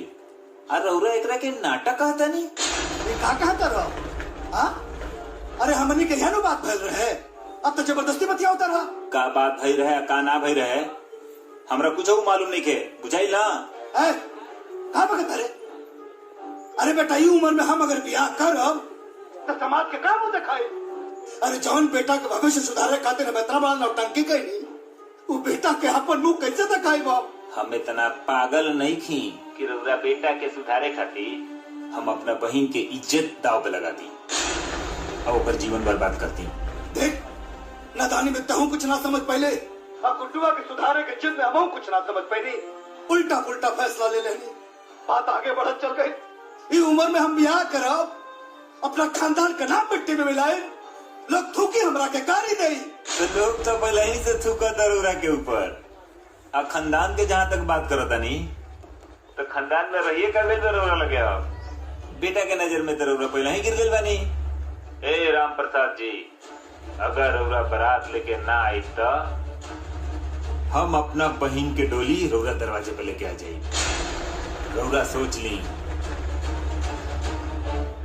सोच लेंगे बेटा। बारात निकली। जो सबूत और गवाह अदालत में पेश किए गए हैं वो पर्याप्त नहीं है जिससे यह साबित हो सके कि गुड्डू के पिता राम प्रसाद ही हैं। इसलिए यह अदालत। रुक जाइए जज साहब।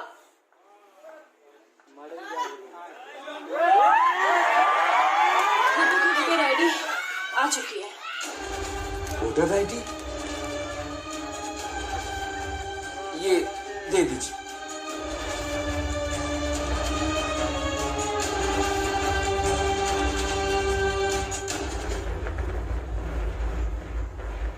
इस वोटर आईडी कार्ड से साबित होता है कि गुड्डू के पिता राम प्रसाद ही हैं। यस। जहां तक इनकी शादी का मामला है वो उनका निजी मामला है, किंतु अगर उनकी शादी से परिवार के किसी भी सदस्य को मानसिक, शारीरिक या आर्थिक क्षति होती है तो वो कानून का सहारा ले सकते हैं। राम प्रसाद जी की व्यक्तिगत संपत्तियों को छोड़कर पैतृक संपत्तियों में गुड्डू का हिस्सा कायम किया जाता है।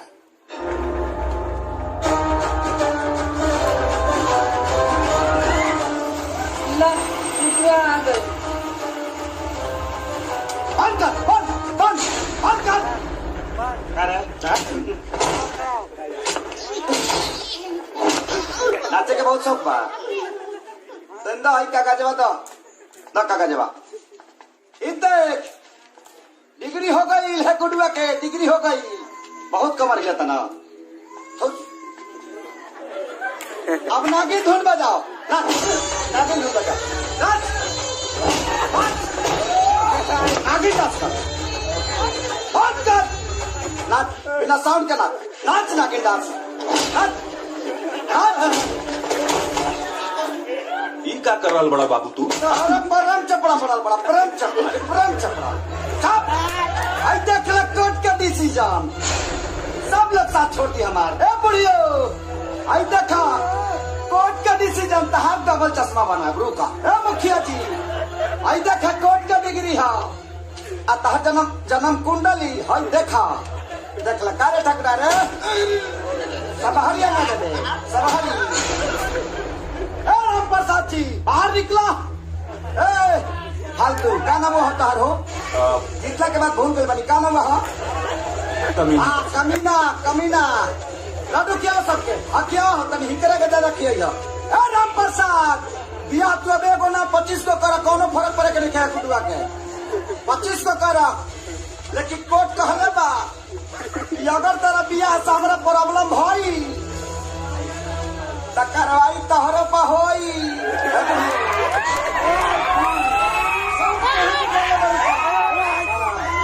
राम प्रसाद जी बाहर निकला बाहर। अब गुडुआ के आके ना जमीन को डिसमिस किया जाए और इस फर्जी बेटे का दावा करने वाले लड़के को जालसाजी के लिए उचित सजा दी जाए। क्या प्रार्थी के पास कोई सबूत या गवाह है? गवाह है मिलॉर्ड। एक नहीं 3 गवाह हैं और मैं अदालत से गुजारिश करूंगा कि हमें उन तीनों गवाहों को पेश करने की इजाजत दी जाए। उन्हें पेश किया जाए। हमारे सबसे पहले गवाह हैं राम प्रसाद जी के गांव के ही सबसे बुजुर्ग व्यक्ति, गांव के मुखिया जी श्री ब्रिजेश त्रिपाठी जी।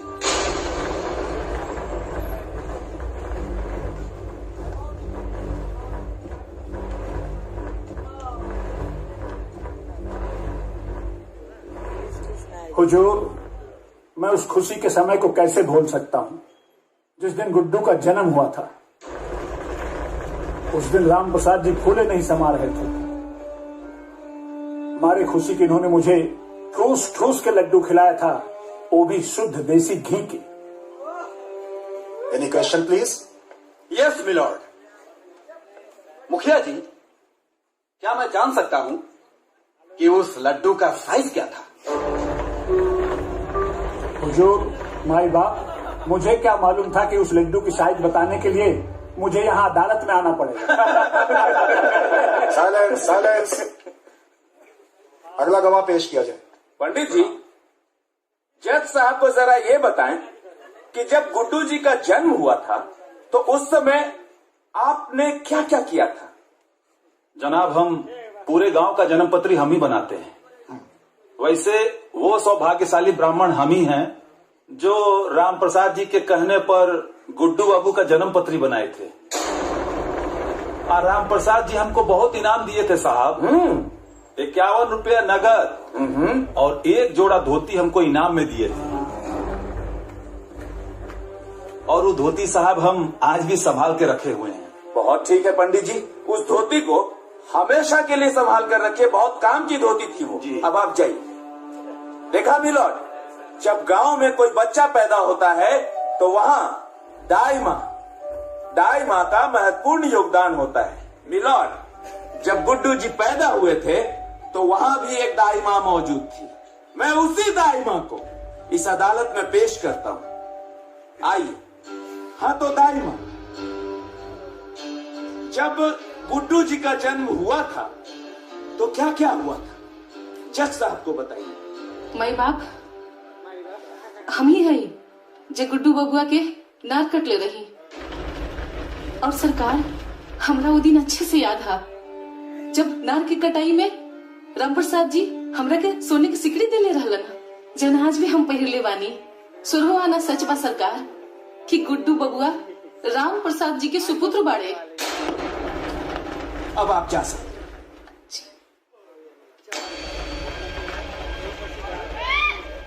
जज साहब, मैं भी इस अदालत से कुछ कहना चाहता हूँ। इजाजत है। जज साहब, जिस उम्र में इनको तीर्थ यात्रा करना चाहिए उस उम्र में शादी करके बाप बेटे के अटूट रिश्ते को कलंकित करना चाहते हैं, ये बदनाम करना चाहते हैं, ये ऑर्डर ऑर्डर पूरे समाज में हमें गिराना चाहते हैं। मैं कैसे बर्दाश्त करूं, कैसे करूं? शांति। एक बेटे पे क्या गुजर रही है मैं कैसे आपको बताऊं जज साहब? Order order. अपनी भावनाओं को कंट्रोल कीजिए। कैसे करूं? ये अदालत है और अदालत की एक मर्यादा होती है। इस केस का फैसला अदालत कल सुनाएगी।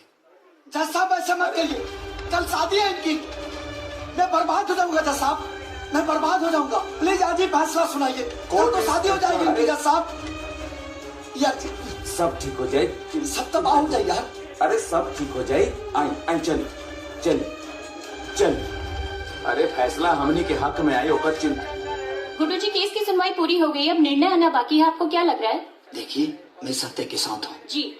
और भगवान कृष्ण ने गीता में कहा है जी, सत्य परेशान हो सकता है पर पराजित नहीं। बेटा तो बेटा होता है। हर बाप अपने बेटे के अंदर राम और श्रवण कुमार की छवि देखना चाहता है। लेकिन वो आपके बाप है, रिश्ते भी कुछ मायने रखते हैं। देखिए, एक बाप बेटा के साथ साथ ये एक हक की लड़ाई है और सत्य की लड़ाई है। और मुझे पता है कि मेरे साथ भगवान है और कमीना प्रसाद। जिस बेटे की परवरिश के लिए, उसकी खुशियों के लिए आपने अपना सब कुछ लुटा दिया, उसी बेटे ने आज आपको कोर्ट तक घसीटा। आपको कैसा महसूस हो रहा है?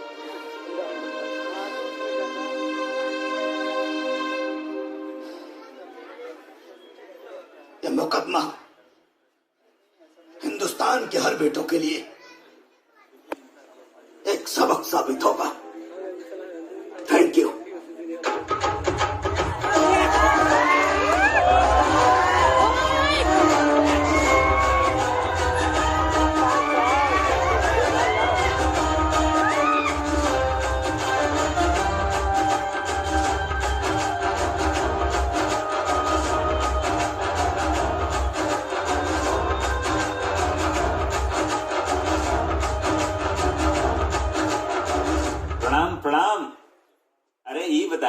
बारात कब तक लेके आओ तनी? ए बाबू, एक बात रानी है कि अभी कहानी पर से पर्दा उठा लिया जाओ। कहनी है? एक बात रानी हो कि गुड्डुआ के सुधारे खातिर हमन लोगन जवन ई नौटंकी कैले बनी जा, झूठ मूठ के बियाह वाला नौटंकी, ओकरा पर से पर्दा उठा लिया जाओ बाबू। पर्दा हटा ले जाओ? हाँ। भरी पंचायत में ब्याह के डेट ऐलान करके, तिलक चढ़वा के, गांव समाज में सब जगह कार्ड न्योता बंट गई। और एकरा के नाटक कहता नहीं? का कहता रहो? हाँ? अरे हमनी के यहाँ बात भैल रहे, अब तो जबरदस्ती बतिया उतर रहा। का बात भई रहे, का ना भई रहे, हमरा कुछ मालूम नहीं के, बुझाई ना? कहा बकता रे? अरे बेटा, ये उम्र में हम अगर ब्याह करब तो समाज के काम हो दिखाई। अरे जवन बेटा के भविष्य सुधारे खातिर हम इतना बड़ा नौटंकी कैली, वो बेटा के अपन मुंह कैसे दिखाई बाप? हम इतना पागल नहीं थी कि रउरा बेटा के सुधारे खातिर हम अपना बहन के इज्जत दाव पे लगा दी और ओकर जीवन बर्बाद करती। देख, नादानी में तहु कुछ ना समझ पहले, गुड्डुआ के सुधारे के जिद में हम कुछ ना समझ पहले, उल्टा पुल्टा फैसला ले लेनी, बात आगे बढ़त चल गई। इस उम्र में हम ब्याह करब, अपना खानदान का नाम मिट्टी में मिलाए, लोग थूकी हमरा के गाली दे। तो लोग तो पहले ही से थूका दरूरा के ऊपर। अब खानदान के जहाँ तक बात करो तनी, तो खानदान में रहिए कर ले दरूरा लगे। अब बेटा के नजर में दरूरा पहले ही गिर गई बानी। ए राम प्रसाद जी, अगर रउरा बारात लेके ना आई तो हम अपना बहन के डोली रउरा दरवाजे पे लेके आ जाई। रउरा सोच ली। सोच लेनी बेटा। बारात निकली। जो सबूत और गवाह अदालत में पेश किए गए हैं वो पर्याप्त नहीं है, जिससे यह साबित हो सके कि गुड्डू के पिता राम प्रसाद ही हैं। इसलिए यह अदालत। रुक जाइए जज साहब।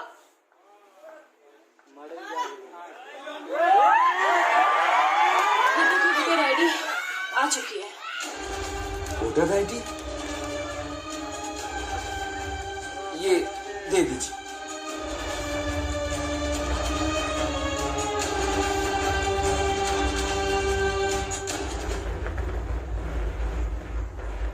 इस वोटर आईडी कार्ड से साबित होता है कि गुड्डू के पिता राम प्रसाद ही हैं।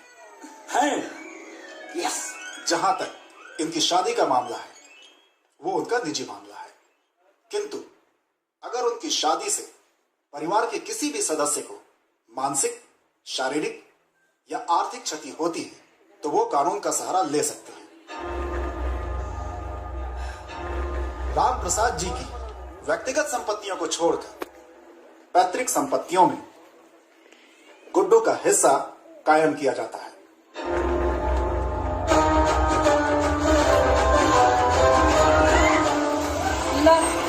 आ गई।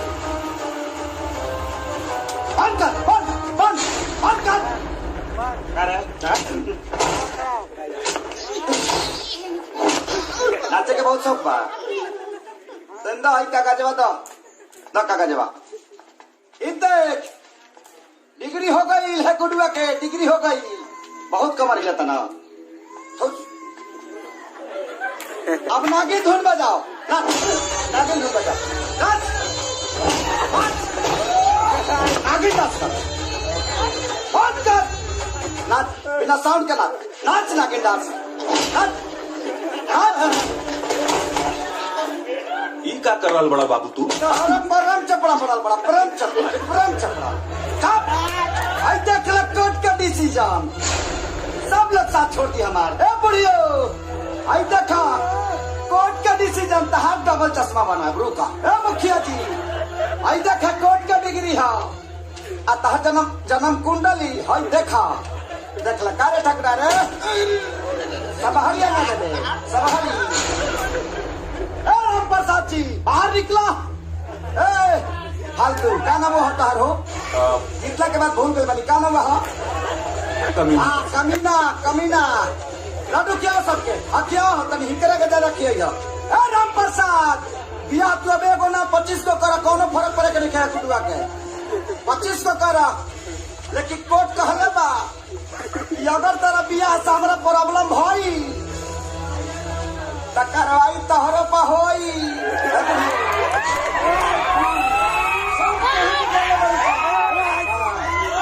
प्रसाद जी बाहर निकला बाहर। अब गुडुआ के आके ना जमींदारी हो गई भाई जी गुडुआ के। भैया अरे भैया भैया चुप मारा ड्राइवर खाली मुंह लेकर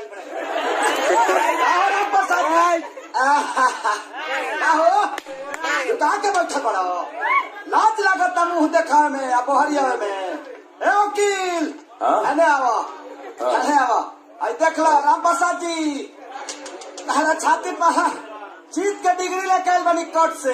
तनिए को वीडियो बनाओ वकील। आई लिखी हो कि बेटा से हार के बाप शरण सा टाइटल लिखा डाली हो। अब समझ में आई। उठा हो अब जमीन जायदाद पर गुडुआ के हक है। उठा उठा है राम प्रसाद जी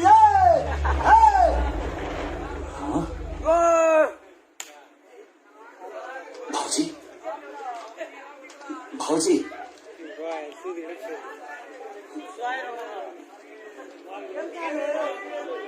भाजी गुड्डू बाबू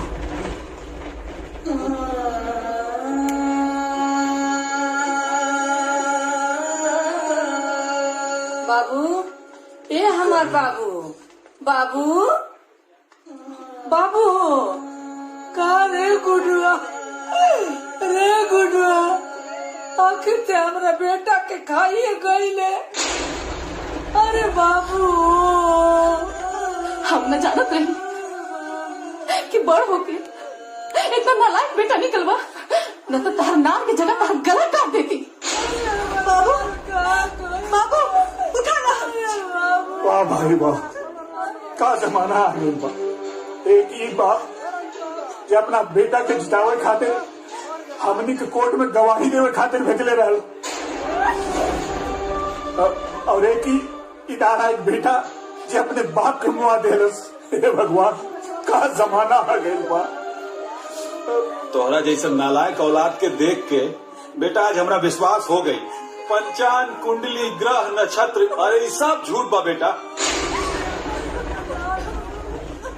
तो के अपने जीत पे बहुत घमंड रहला ना गुड्डू। ला आज तो जीत गई ना। हमारे बाबूजी हार गई, वो हमेशा हमेशा खाते। अरे आज नहीं हम दोनों साथे रहनी है ना, तो सिर्फ और सिर्फ बाबूजी की वजह से। काहे कि बाबूजी ही काले रन। हमारा बेटा अपना जिद और नासमझी के चलते बिल्कुल अकेला पड़ गए हो। ओकरा साथे क्यों नहीं के बेटा? बेटी तू ओकर साथ मत छोड़िया। ओकर साथ मत छोड़िया। लेकिन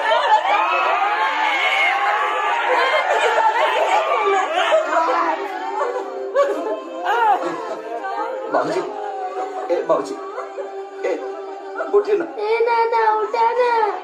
ए नाना हमको छोड़ के ना जाए। नाना गुड्डू बाबूजी ए बाबूजी ए बाबूजी ए गुड्डू ए बाबूजी ए गुड्डू। अरे तोरा के सुधारे खातिर ये सब नौटंकी कैले रहनी। अरे पगला हम बियाह करली उम्र में बाल काला करे से क्यों जवान हो जाला रे गुडुआ।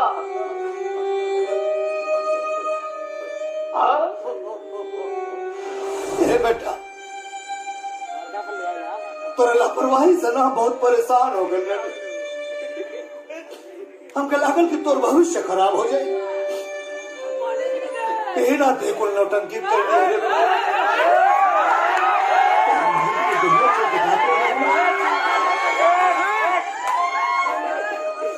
तो हमारा से वो बच्चे ले लेगा नहीं हो। गुडुआ के बहुत बड़ा डॉक्टर बन गया। बेटा कर्जा लेके हम तो हर एडमिशन मेडिकल कॉलेज में कर दोगे, लेकिन तू तो बिछोए में छोड़ के चलेगा। हमके बहुत गुस्सा लागल जब ते मेडिकल कॉलेज छोड़ के चले लिया था। सोचनी कि तोरे माई का कहा जवाब दे। इनका से डरवावे खातिर झूठ मूठ के ब्याह का नाटक कहनी। अरे पागल बचपन में जब तक छोड़ कर रहे रू और कोनो बात ना मनत रहे आना तो भूत का और शेर के भालू के बहाना वाला या नौटंकी करी दबाग के आके हमारा गोते बैठ जात रहे हमारा यहाँ तो कर रहे बेटा कितना बहुत बड़ा हो गई ले गुडुआ बहुत बड़ा हो गई ना वो ना डरा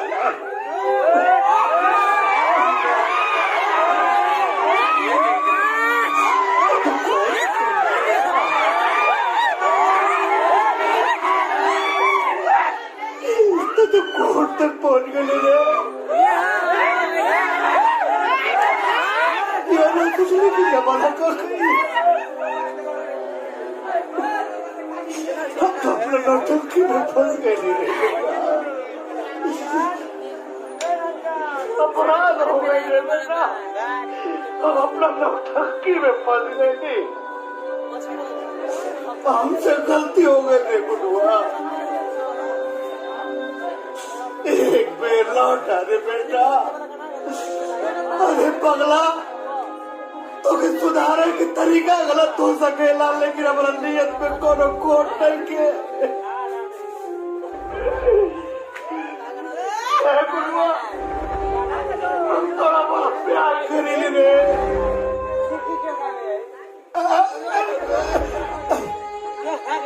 गुडुआ ए गुड्डू ए बाबू बहुत घबरा दो रहा हमारा छाती में बहुत दर्द हो रहा है मेरे गुडुआ बेटा आ जा रे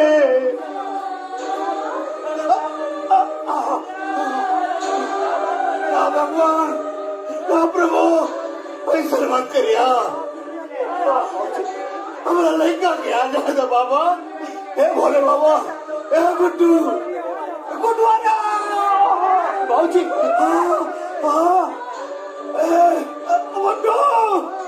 बेटा हमार गुडुआ गुड्डू गुड्डू आ गई हमार गुडुआ आ गई गुड्डू गुड्डू गुड्डू गुड्डू गुडुआ रे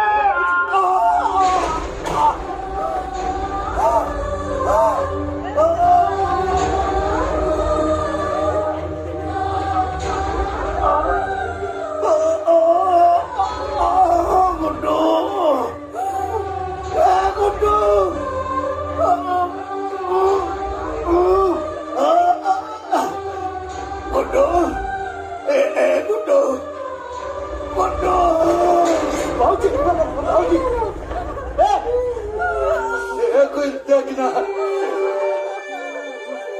बाबूजी बाबूजी बाबूजी हमके गाय ना पहले बताओ नहीं बाबूजी बाबूजी गाय ना बताओ नहीं बाबूजी बाबूजी उठिए ना बाबूजी बाबूजी